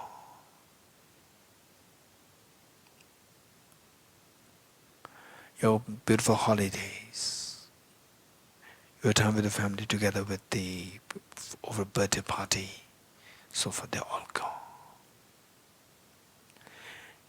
200 years ago, the same planet Earth, maybe the population much less. There were people of your age, younger than you, older than you. And the older, the parents, they have so much expectation from the children that my child will become like this, become like that, will complete the studies, will go for further studies, then establish, get a successful job, and so forth. And the children also have so much of expectation with their career and so forth. Now where all these, whether the expectations, aspirations are fulfilled or not fulfilled, they're all gone. And that's true, that's a reality. We know that. But unless we reflect on this more often, effects will not be felt. We need to reflect on these. And let us not think that we are fortunate ones. They are gone, but we are alive. We are fortunate. No, it's a matter of time. 200 years down the line in the future, not even a single 8 billion human beings today will then be left 200 years later. Whole different generation of the people will they run this world. And how many of us will be remembered? Hardly anyone, except for few. They will not even remember us. This impermanence. This is the impermanence of death. This is reality. So, the wise people will think of what beautiful, real meaning, purpose of life, which you can carry it forward to the next life, to the next life. Make things better, more and more beautiful. That is awakening your Buddha nature. Effort to awaken your Buddha nature. And to see that all these gross impermanence where the continuum stops is possible only if the change is happening on a subtle level known as a subtle impermanence. The change you that see a child who has grown to like, say, 5 feet tall, 6 feet tall today was 10 years ago was a little boy, little girl, and today this height and huge, a tree 10 feet tall, but 10 years ago it was just a tiny seed. And how come that this tiny seed changed to such a gigantic 10 feet tall tree? Not because that suddenly it just popped up. Every year it was growing 1 foot, every year. And the 1 foot in a year has happened, not again, not because of 11 months sleeping and suddenly they pop up. It's completion of 1 year after grow 1 foot. No, every month the 1 inch is growing, every month. So change happening, what the change you see happening in 10 years time is possible because change that happens in the yearly time. That was monthly, weekly, daily, hourly, and second by second, the minute by minute, second by second. This is how all the complex phenomena, they are moving that fast, second by second, tick, tick, tick, tick. And it's the movement, the change that you see on a second by second level, even one change between the time difference, the time gap between the two ticks, tick, tick, 1 second, even that is possible with the milliseconds. This is nothing but made of the milliseconds. It's composed of milliseconds. Millisecond means it's 1 second split in 1,000 times. And 1 millisecond is extremely short duration. That on the millisecond level, you can hardly catch how things are moving so fast. This is how our body is moving, how our mind is moving, how your favorite car, favorite house, favorite person, your child, your parents, husband, wife, they move so fast. They're changing so fast. If you really go into this level of the momentariness, or level of the momentariness of all the composite phenomena, then the room for attachment, room for anger will subside. The person to whom you feel attached to, the person to whom you feel averse to, the moment you say, I feel averse to that person, the moment you say that, the next moment is already gone. And the person you feel attached to, this is the person who I love so much, the next moment is already gone. There's nothing really to grab at to a point to say that this is the thing that I love, that I'm averse to. Wow, this is amazing. This is the meaning of all composite things impermanent. If things are moving so fast, all the composite things move so fast, including my body, my mind, myself, and people around me, the world, then it is like as though I'm thrown in a very fast moving train. And faster the train moves, more the fear. Why? We don't know where this train is taking us. Because a stranger threw me into this very fast moving train. And who decides where this train takes you? The driver decides. And if the driver is under the dictate of your mother, it'll take you to a picnic spot. But if it is under the dictate of the terrorists, it'll take you only to the slaughterhouse. And in our case, unfortunately, while the driver is our mind, but the mind is under the dictate of the worst of the terrorist, worst of the demon, self-grasping ignorance, complemented by self-centered attitude.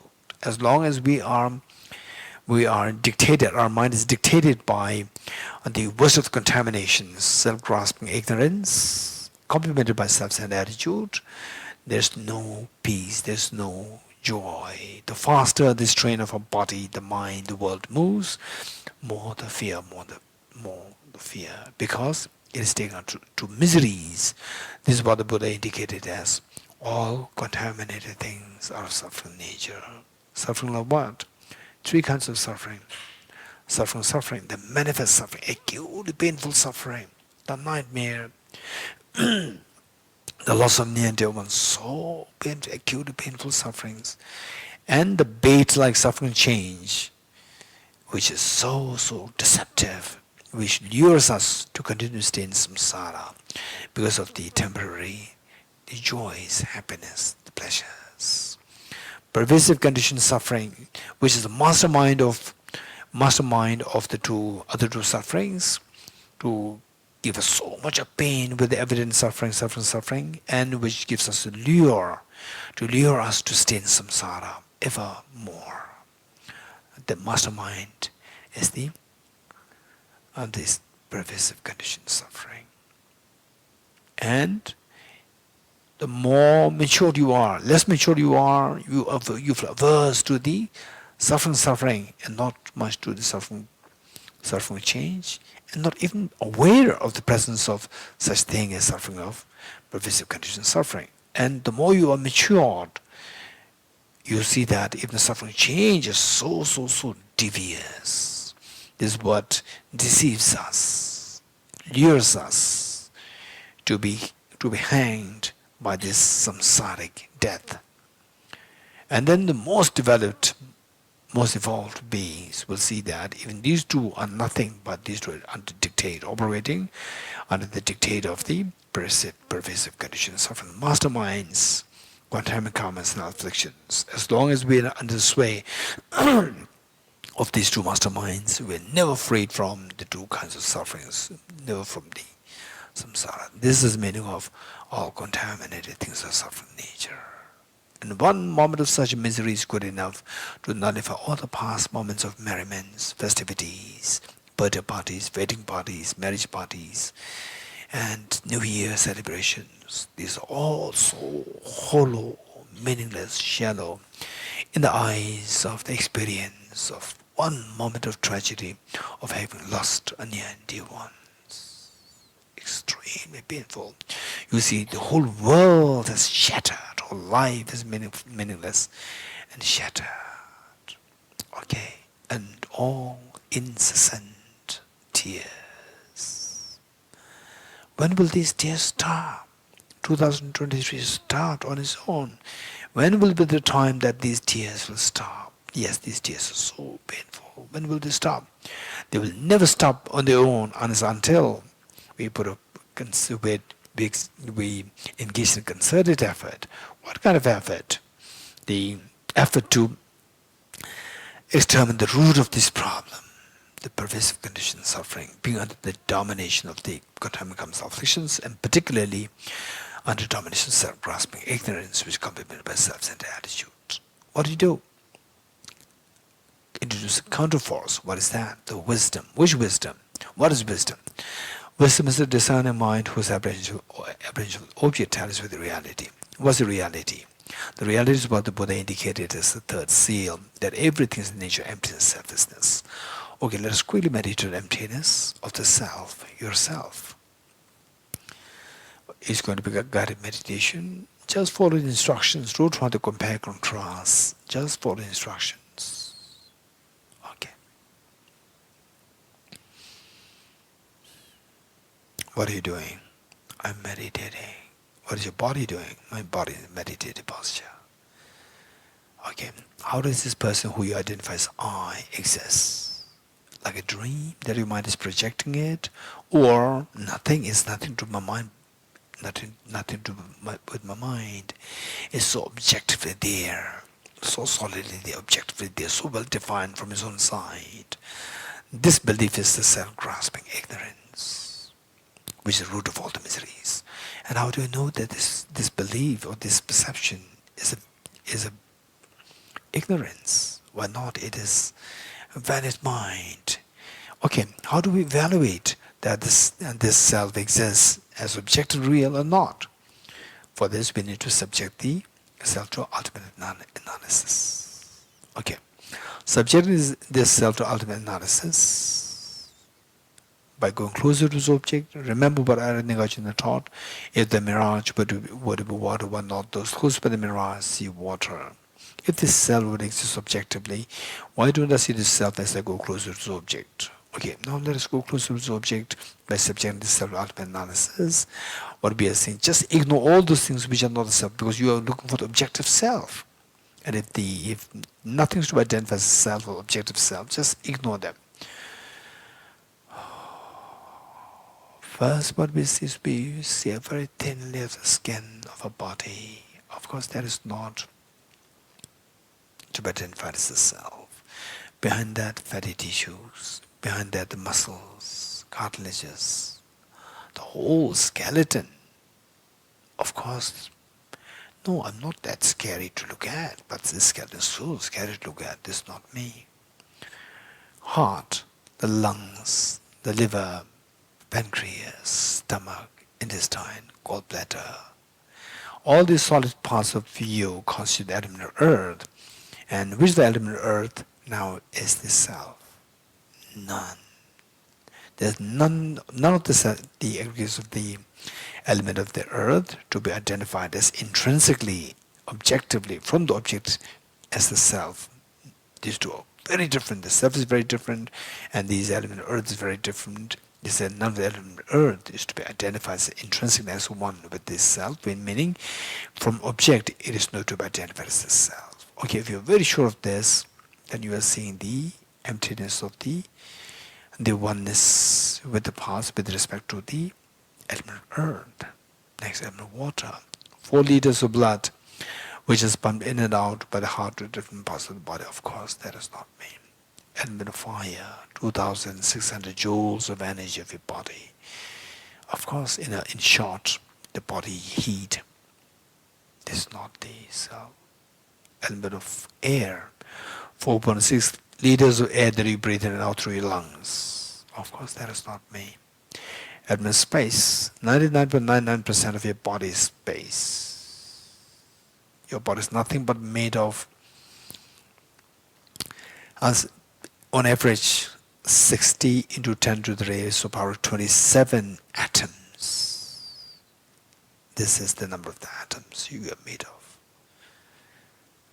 And these atoms, the space between the nucleus and the electrons is so massive, so huge in comparison with the space occupied by the nucleus and the electrons. So essentially we are just like vacuum. But I'm not a vacuum person. I'm a solid person. And a space of vacuum, if the element space is also not me. Element of consciousness, the mind. Even that's also not me. I'm a male. I'm a female. I'm a non-female. I'm non-male. And the gender is posited on the basis of the body. And the mind doesn't have a gender. Even the mind is not the person I. And also that people can see me. People cannot see my mind. So therefore the element of consciousness, the element of mind is also not me. Okay, now, subjecting yourself to ultimate analysis, what you see is just the 6 elements.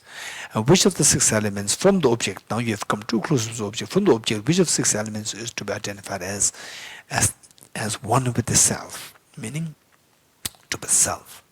None. If you're 100% sure of this, you got the second essential. Essential of understanding the emptiness of the objects being intrinsically one with its parts. Okay, good. Now, if none of these 6 elements which you have found through ultimate analysis were to be identified as intrinsically one with the self, then see if the self does exist objectively as different from these parts. Remove the parts, remove all 6 elements. What is left? Nothing is left there is different from nothing is left there is the self, different from these 6 elements. If you're 100% sure of that, this is where you fulfill the third essential of understanding the emptiness of objects being intrinsically different from its parts. Okay, so from this we know that the only two possibilities for the self to exist subjectively, both are ruled out. Ruled out means now there's no possibility for the self to exist objectively. Yes, there's only two possibilities. If these two are ruled out, then there's no way why the self can exist objectively. If you know this, you got the fourth essential of understanding the emptiness of the pervasion, that anything which is empty of being one with and different from its parts entails the emptiness of the objective existence of the object. Okay, now tell me, from the object, where is the self? From the object, there's nothing to be identified as a self. Stay in this experience for a while.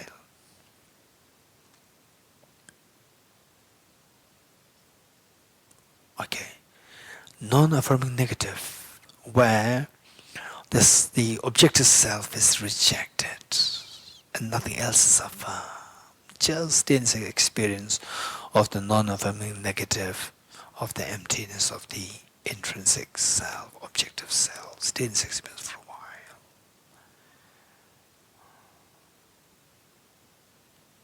Okay. It's amazing that we got this realization. This amazing, so profound. But what's the benefit of this meditation? Yes. Just as this self, when subject to ultimate analysis, the self dissolves into the emptiness. The self dissolves and a ticking sensation, a tinge of a fear, cold waves flow through the body. A tinge of fear happens. Extreme tranquil experience comes. If any of these things happen, you're very fortunate. Just as this self dissolves and these amazing sensations, feelings arise, all your sorrows, miseries, sickness, aging, death, tension, depression, all this mental stress and mental sadness, where if they are subject to ultimate analysis, they will also disappear in the thin air of the emptiness. Where the moment they dissolve, instantly profound peace simply dawns in you. This is the meaning of transcending sorrow, is absolute peace. Stay in this experience for a while, where you experience emptiness in which all your sorrows dissolve. Generate very strong desire, aspiration. May I forever experience this emptiness where all my sorrows are transcended. Okay, that aspiration is your renunciation. And this is the most fine-tuned understanding of the renunciation.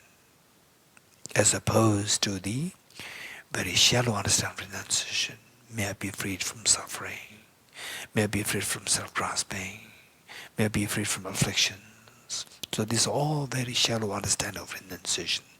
Ultimate final understanding of renunciation is may I forever abide in the experience of emptiness, where all my sorrows, afflictions, contaminant karmas, the self-grasping ignorance, they dissolve.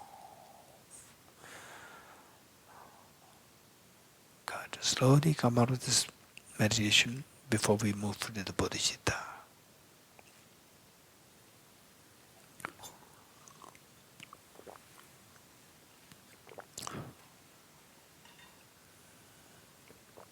Are you ready? Bodhicitta. For the Bodhicitta, keep in mind that there are two methods. There are two methods. One is the sevenfold cause-effect method, and the other one is method of equalizing and exchanging self for others. These two methods are there. And what we do is the four immeasurables. Actually, four immeasurables, just doing four immeasurables per se will not actually generate bodhicitta. Four immeasurables should be the preliminary, and the other two methods must be complemented. But we don't have time, so we do the four immeasurables and with the bodhicitta commitment. Ready? Are you good? Okay. For the bodhicitta, we require incredibly great inspiration, blessings from all the Buddhas, Bodhisattvas who actually experience the bodhicitta in full form, full-fledged form. With this mind, just visualize all Buddhas and Bodhisattvas, particularly Buddha Shakyamuni. Today we have His Holiness the Dalai Lama, and we see that just listen to his teachings, just listen to all his activities, we see that they are just imbued with the spirit of extremely profound and highly skilled, very sophisticatedly skilled bodhicitta. And imagine your two parents, visualize your two parents, whether they passed away or they're with you, visualize your two parents, whether you like them or not, it doesn't matter, visualize.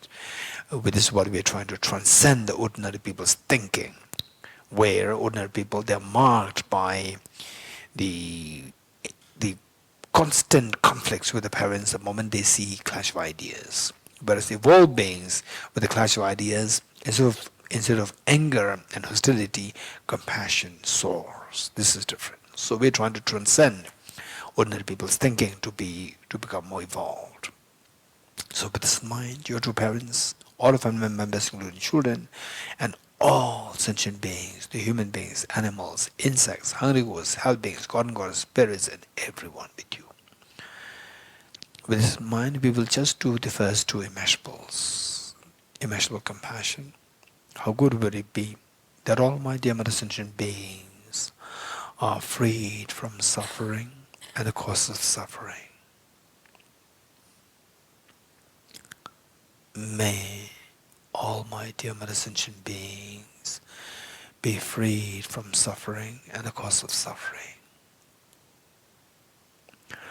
I will take the responsibility that all my dear mother sentient beings are freed from suffering and the cause of suffering. The cause of suffering primarily consists of self-grasping ignorance and its offshoots in the form of afflictions, gross afflictions, and the contaminant karmas, and of course the inappropriate attention. The Buddha's Bodhisattvas witnessing that you are making such a courageous commitment, like the mother after all these many years of hardship in raising her children. Today the eldest daughter is just 12, eldest son is 11. Comes to the mother, telling the mother, "Mother, please take rest. You have done everything for us. We love you so much. You love us so much. We love you so much. We want you to take rest." And the mother, and we are grown up. We'll take care for all our siblings. And the mother could not believe her eyes and ears with so much joy. Tears rolled down her cheeks. This is exactly what is happening to all Buddhas Bodhisattvas. They are so happy to see that you are taking the responsibility of all the dimensional beings. This intense love and affection that they feel towards you, the pride that they feel, the happiness, the joy that they feel towards you having taken this courageous, the responsibility, this happiness and the pride that they feel invoke their compassionate minds to sense of nectar as very soothing lights towards you and all dimensional beings. The mere touch of lights and nectars with the Bodhicitta beings yours washes away all the miseries and causes miseries from the sentient beings yourself.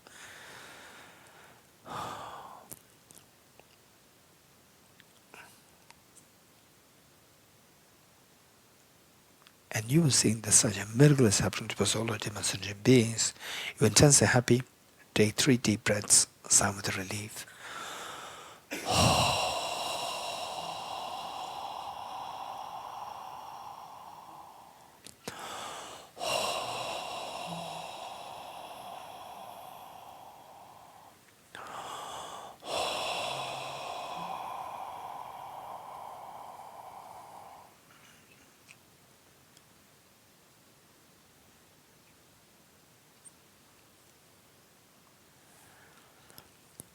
Next, immeasurable loving kindness.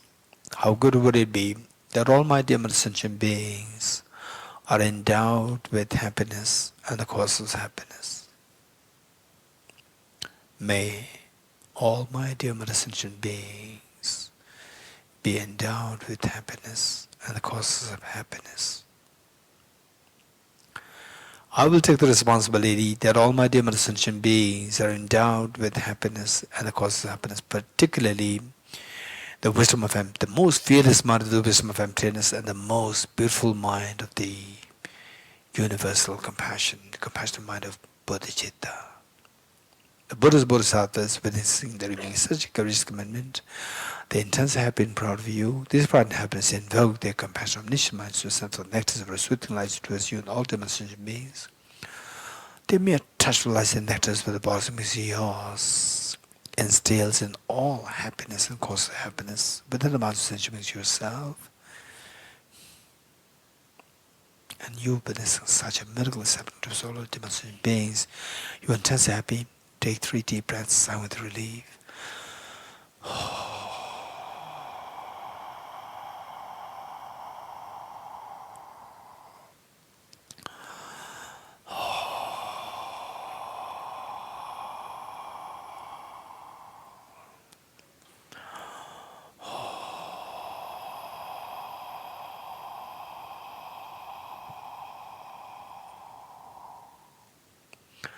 Underscoring all the four immeasurables is unconditional love towards all the beings, and imagine that you are looking in the eyes of all sentient beings with incredible love and affection, to the extent that each of the beings feels themselves as so special in your eyes. With this spirit of unconditional love towards all the beings, with folded hands, let us make a Bodhicitta communion 3 times together. May I become Buddha for the benefit of all my dear mother sentient beings. May I become Buddha for the benefit of all my dear mother sentient beings. May I become Buddha for the benefit of all my dear mother sentient beings. Abundance is most extremely exquisite, extremely beautiful, extremely the most beautiful mind, most appealing mind in this whole universe, the unconditional altruism of Bodhicitta for the all sentient beings. Slowly transform this beautiful mind of Bodhicitta into a spotless clean moon disk, 1 inch or 1.5 inches or 2 inches in diameter, horizontally sitting at the heart. Okay, that's amazing. You made such courageous commitment to become Buddha for the benefit of demonstration beings. Don't forget that no matter how much you squeeze a handful of sand, no oil comes out. Yes, I know that. But I'm not like a handful of sand, I'm like a handful of sunflower seeds, squeezing which oil does come out of the Buddha nature within me. All my demonstration beings, they have the Buddha nature within them. But how come that is not activated, it is not awakened since time immemorial till now? Yes, that's true. Why not? Is because that I'm being deceived by the 2 demons, self-grasping ignorance and self-centered attitude. Today I'm disillusioned by that. Now I don't see them as my friends. They are all the devious enemies. I'm going to do everything to exterminate the 2 demons.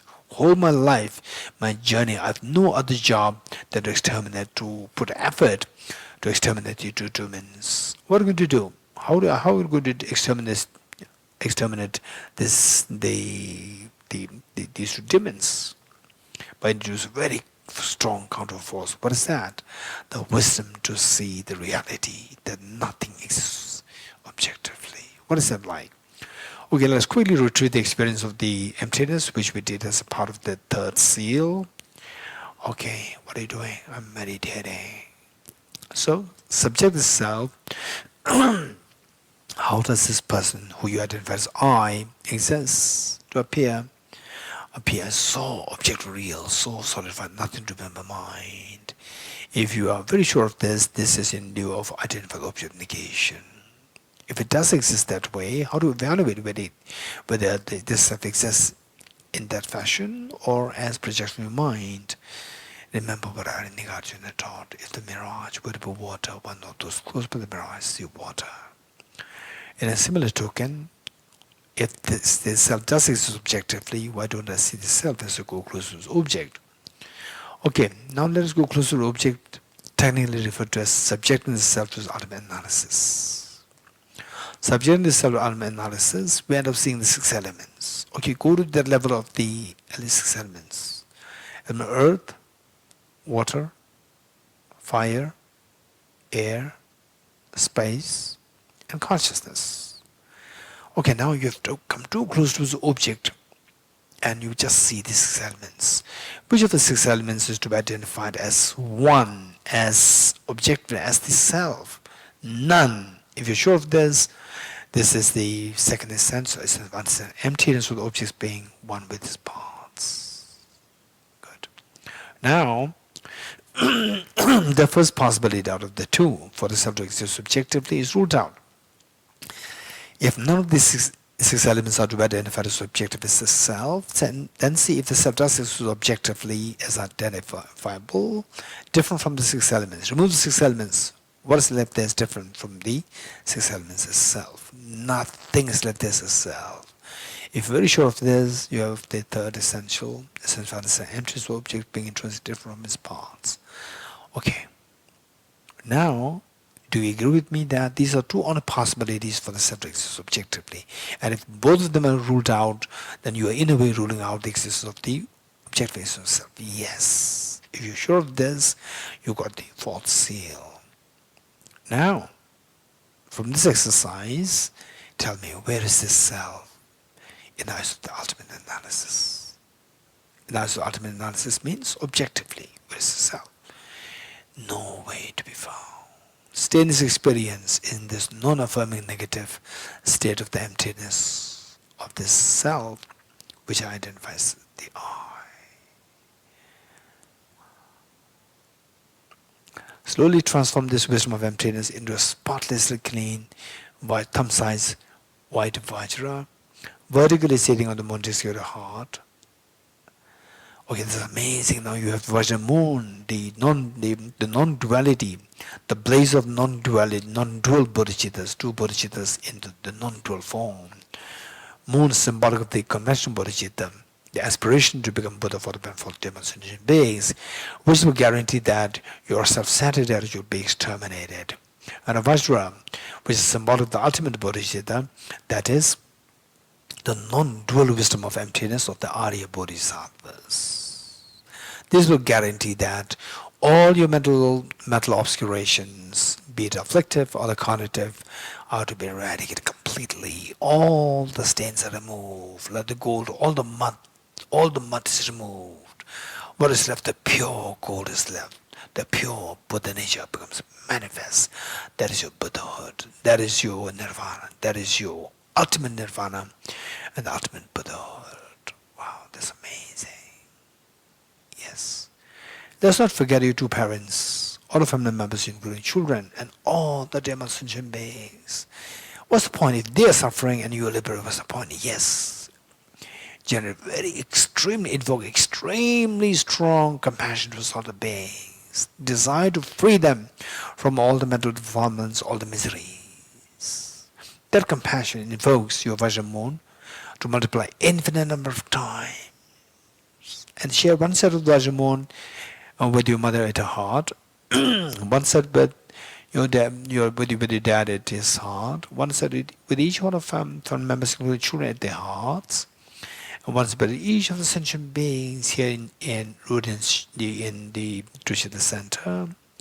The animals, insects, human beings, the hungry ghosts, health beings, god and goddesses, spirits, likewise to all the beings in the oceans, in the wilderness, in India, in our own country, in the entire world, in the entire universe. Now everyone has to share Vajramon, which you have so compassionately shared. Amazing. Meanwhile, let us also not forget that Buddhas and Bodhisattvas, they are watching us. They are extremely proud of what are you doing today. Why not we invite all the Buddhas and Bodhisattvas to be guests and witness to undertaking the ceremony of taking the aspiration Bodhisattva vow. I suggest you making a request to all the Buddhas and Bodhisattvas to please come and be the guest and be the witness to our taking the aspiration Bodhisattva vow. Along with all the sentient beings, let us slowly stand up to make 3 prostrations to all Buddhas Bodhisattvas. Okay. Let us stand up to make 3 prostrations.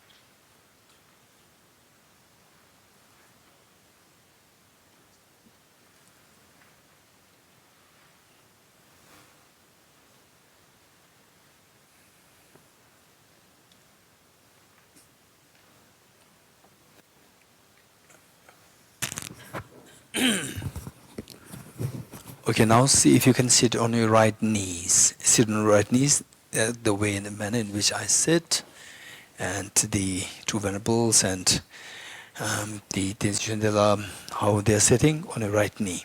Okay, and the book, page number 5, issue 150.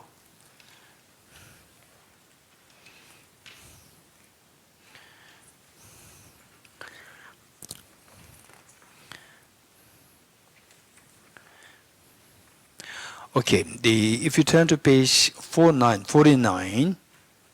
page 49, if you turn to page 49, do you see the drawing there? Do you see a drawing to page 49? This is the Vajramon. When I say Vajramon, this should be like this at your heart. This is exactly the base is the moon, and what is standing on this is the Vajra. This is how we should visualize. Page 49. Okay, next page 50, page 50. So yesterday we explained the first verse. I'm not going to repeat it again. And today I'm going to explain the next 2 verses. First, let's say the first verse together 3 times. Okay, now you have already invited all Buddhas Bodhisattvas with you to be the witness and the guests to our undertaking the ceremony of taking the aspiration Bodhisattva vow. Taking the aspiration Bodhisattva vow doesn't mean that you should be Buddhist. This is not the connotation. Anyone is entitled to take this aspiration Bodhisattva vow, and there's no commitment at all.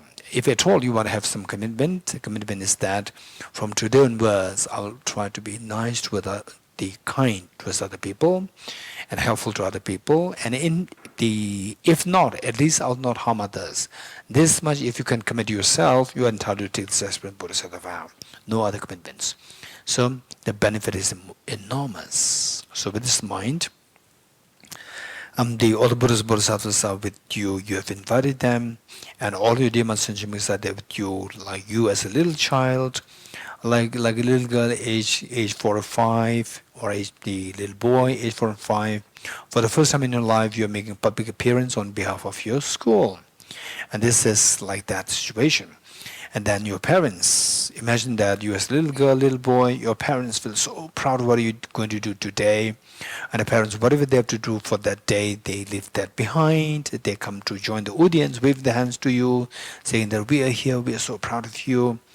And this is exactly what Buddhist Bodhisattvas are feeling today. They feel like the parents, they're so proud and happy to see what you're doing today.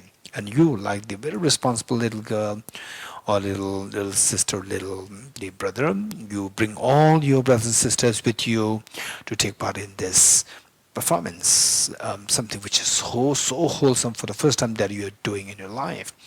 And all beings are like the small children, like your small, the siblings. You bring them with you. So with this in mind, wholeheartedly let us recite the first verse by reflect on the meaning as much as possible. We give 3 times together. I go for refuge to the triple gem. I confess the negativities individually. I rejoice in the virtues of all the beings. I hold the precious Buddha in my heart. I go for refuge to the triple gem. I confess the negativities individually. I rejoice in the virtues of all the beings. I hold the precious Buddha in my heart. I go for refuge to the triple gem. I confess the negativities individually. I rejoice in the virtues of all the beings. I hold the precious Buddha in my heart. Look at the next 2 verses. We invoke Gurus, Buddhas, and Bodhisattvas already to pay heed to you. And then in the history of the humanity, if you look at the history of humanity, who succeeded in actually helping all the sentient beings, we see that 2,500 years ago, there was a young prince by the name Siddhartha. And he, through all this journey, as we read every morning, the one who is transformed into the reliable guide, motivated by altruism to benefit all the sentient beings, the teacher, Sugata, and protector to Yama prostration. So this is how he traversed the journey of his life. And if this is how succeeded, then today you see that all these 2,500 years, how many people they were given the wisdom to see everything like a dream, and how many people, the beings that he's able to inspire to embrace the universal compassion of Bodhicitta. Innumerable. And if this is the case, how did he succeed? This is a question. How did he succeed? I want to also do like that, but how did he succeed? He succeeded by making sure that 2 factors are intact. The first is the factor of the motivation, very powerful motivation, and the second factor is to include the factor to materialize the aspiration of this motivation. So what is that motivation? Motivation of the Bodhicitta. He generated very strong desire to become Buddha for the benefit of sentient beings. And to materialize this aspiration, he engaged in he created the second factor, which is he engaged in the Bodhisattva practices, like 6 perfections and the 4 perfections, making 10 perfections. 6 perfections: generosity, ethical discipline, patience, enthusiasm, meditative concentration, and the wisdom. And the 4 perfections: skillfulness, aspiration prayers, power, and primordial wisdom. So he made sure that he practiced these 10 and finally reached to the level of the consummation. And thereby all the mental defilements are removed, and that he became the full awakened being to benefit all the beings. Okay, this first verse. Second verse, if this is how he succeeded, I will follow his footsteps. I will also create the 2 factors with a very powerful the generation, the motivation of the Bodhicitta, and to materialize this aspiration of the Bodhicitta. I will also engage in the perfection, the practice of the 10 perfections. Okay, let's say this 3 times together, wholeheartedly with all the beings with you. Gurus, Buddhas, and Bodhisattvas, please be here to me. Just as previous Buddhas have generated the mind of Bodhicitta, and just as the successful dwell in the Bodhisattva practices, likewise for the benefit of all sentient beings, I will generate the mind of Bodhicitta, and likewise shall I too successfully train the Bodhisattva practices. Gurus, Buddhas, and Bodhisattvas, please be here to me.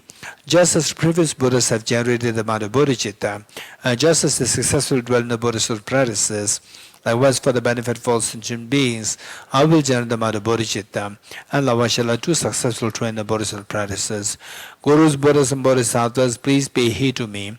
Just as previous Buddhas have generated the mind of Bodhicitta, and just as the successful dwell in the Bodhisattva practices, likewise for the benefit of all sentient beings, I will generate the mind of Bodhicitta, and likewise shall I too successfully train the Bodhisattva practices. Just feel the joy of having received the aspiration Bodhisattva. Amazing. You're so happy. And just imagine that Just imagine that you as a little girl, you as a little boy, your mother every year receiving complaints from the school principal saying that your daughter is so naughty, your son is so naughty. And today again, the mother sees that the school principal coming escorted by the other staff, and again the mother is very apprehensive. What kind of complaints? And the school principal says, "No, no, no! I came here to congratulate you for what? Your daughter and your son, two of them are appointed, selected as best students, identified as best students of this school for this year." The mother could not believe her eyes and ears. After all these many years of receiving complaints about the two children, and today the mother is getting such good news, could not believe her eyes and ears. This is exactly what happens to all Buddhist Bodhisattvas. All these many lifetimes, they only expect us to engage in virtues, do something good, so that you will not suffer, that you will experience happiness. But today, on the contrary, all the many years we've been only engaging in non-virtues, killing, stealing, sexual misconduct, all these bad things. And today, for the first time, we are doing something so great, taking the responsibility of all the demonstration beings to engage in the Bodhisattva practices. These amazing Buddhist Bodhisattvas, they're so, like the parents, they're so proud of what you did today. They're so happy you made the day.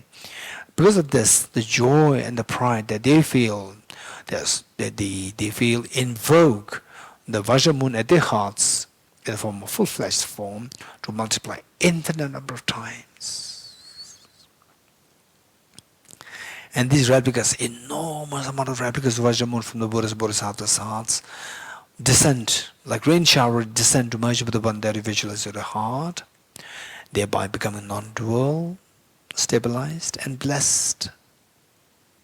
Likewise, all these replicas of Vajramoon from the Buddhist Bodhisattva's hearts descend to merge, like rain shower, descend to merge with the one that you visualize of the Vajramoon at the heart of your mother, father, each of the family members, including children, and each of the sentient beings here in the Deer Park Institute, in India, in the world, in your own country, in the entire universe. Everyone, all the creatures, tiny creatures, every creature in the ocean, in the wilderness, in the forest, everywhere in the space.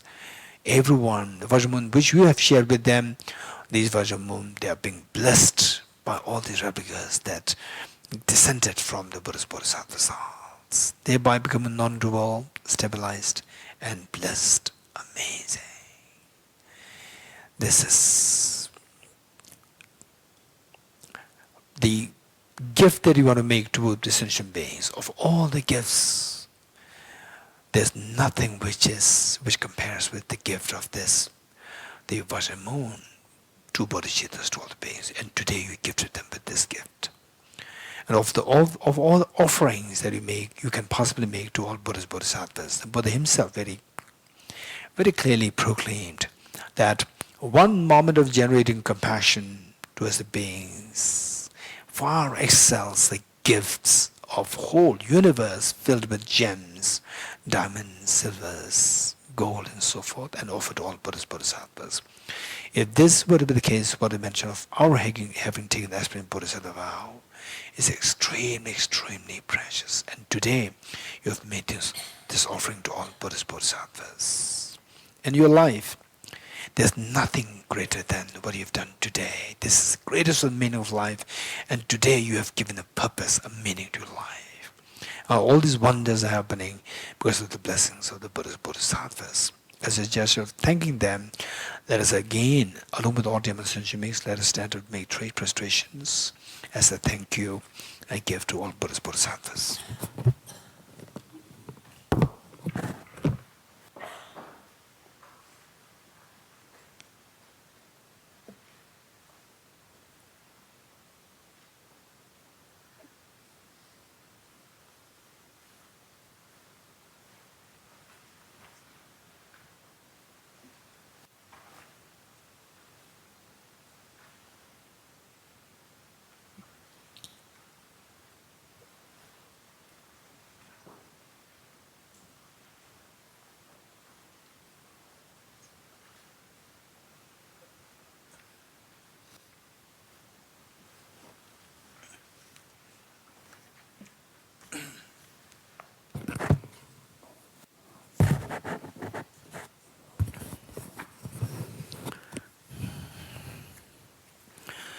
Okay, let us turn to page 51.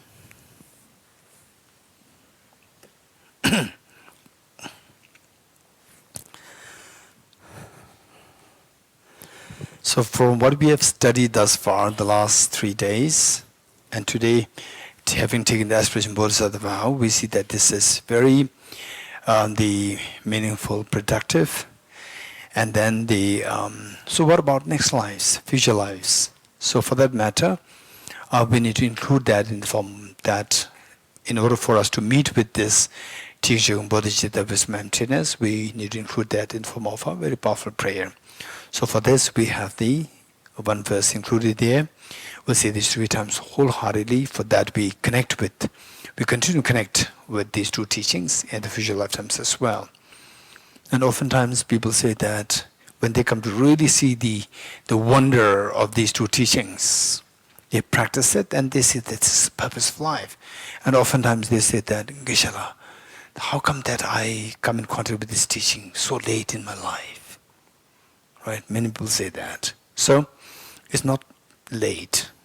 It's not, even if we are like age 50s, 60s, 70s, it's not late. So we make sure that we practice this in our life, in this life, in the most effective way, to the best we can, and include that in a form very powerful prayer that we be connected with this teaching in the future lives also. So let's recite this 3 times. Throughout my future lifetimes, may always be guided by the compassionate Buddha and be able to uphold the true precious bodhicittas even at the cost of my life. Throughout my future lifetimes, may always be guided by the compassionate Buddha and be able to uphold the true precious bodhicittas even at the cost of my life. Throughout my future lifetimes, may always be guided by the compassionate Buddha and be able to uphold the true precious bodhicittas even at the cost of my life. The remaining verses are extracted from Guided Bodhisattva of Life, which the text, which is extremely important for all of us, Guide to the Bodhisattva of Life. And these verses are added for the reason that once we connect with these teachings, does not guarantee that you will practice it intensely. It doesn't guarantee. For example, let's say all the Tibetans, and even the Ladakhis, many of the Chinese, they already come in contact with these 2 teachings, but from the birth come in contact. But how many are very serious with this practice? Less. Some are very strong, intensely going there, but majority, they say they are not too serious. They've met, came in contact, but they are not too serious. One not too serious. When do you become more serious? My question to you. When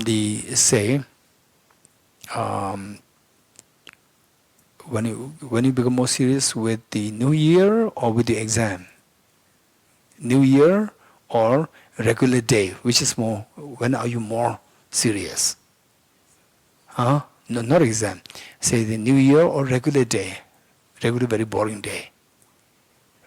New Year, they're so vibrant. Birthday, New Year, whatever. For the Christians, what? Christmas, and for the Indians, Diwali, right? So like this. Okay. Mikhail, from which country? Austria. Austria, what do you celebrate? Christmas. Yes. And then the Tomer, what do you celebrate? Sabbath? New Year's. So like this, you have your own birthday, something special, where you are with full of vibrancy.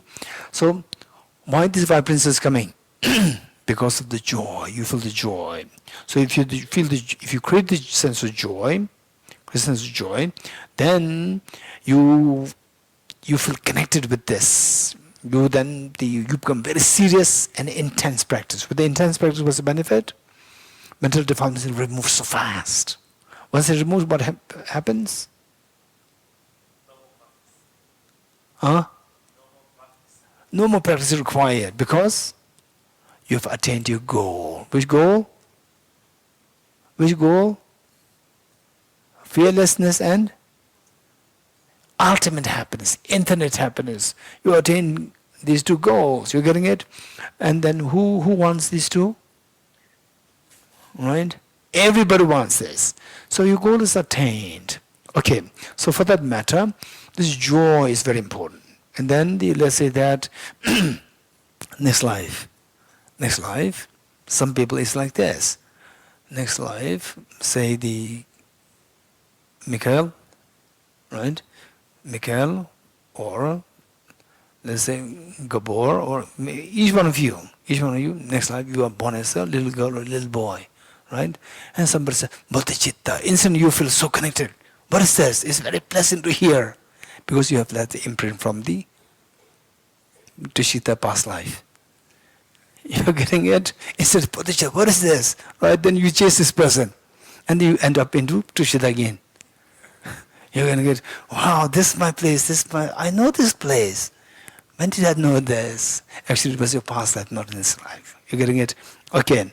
So for this, we need to create this joy in the practice of bodhicitta. So joy and the action combined together. Next time you remember this action, the joy will be triggered. When the joy is triggered, the desire to pursue this action will become very intense. So it is for this practice. Yeah. Okay. These amazing skills adopted by these masters. Look, all these are this psychology. It's amazing. In order to further increase this bodhicitta from now on, with those with discernment who have lucidly seized and awakened the mind of bodhicitta in this way, should highly praise in the following manner. Today my life has borne fruit. Having well obtained this human existence, I've been born in this family of the Buddha, and now am one of Buddha's children. Thus, whatever actions I do from now on must be in accord with the family. Never shall I disgrace or pollute this noble and unsullied race. Just like a blind man discovering a jewel in a heap of rubbish, likewise by some coincidence an awakening mind has been born within me. Is the supreme ambrosia that overcomes sovereignty of death, is the inexhaustible treasure that eliminates all poverty in the world, is the supreme medicine that quells the world's disease, is the tree that shelters all beings wandering and tired on the path of conditioned existence, is the universal bridge that leads to freedom from unhappy state of birth, is the dawning moon of the mind that dispenses the torment of disturbing conceptions, is the great sun that finally removes the misty ignorance of the world. It is the quintessential butter from the churn of the milk of Dharma. For all those cast dwell from the path of conditioned existence, who wish to experience the bounties of happiness, this will satisfy with joy, and I shall place them in supreme bliss. Today, in the presence of all the protectors, I invite the world to be guests at a festival of temporary and ultimate delight. May gods, demigods, and all be joyful. Okay, direction prayer.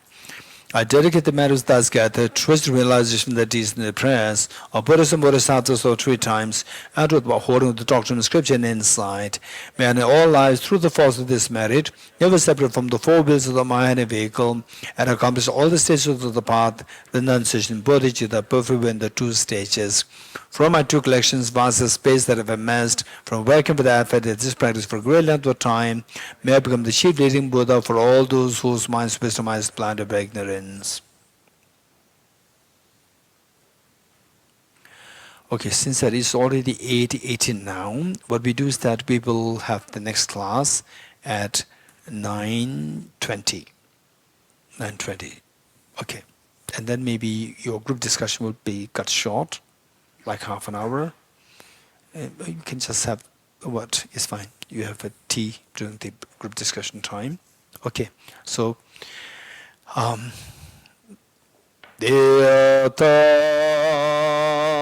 Om Gati Gati Paragati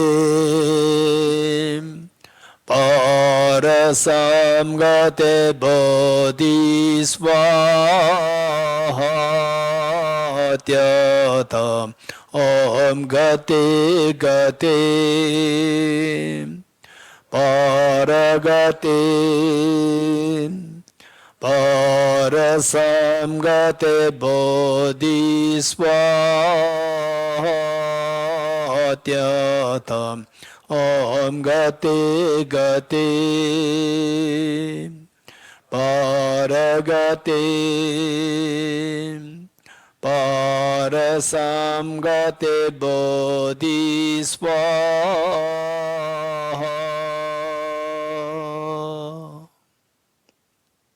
Okay, 3 prostrations.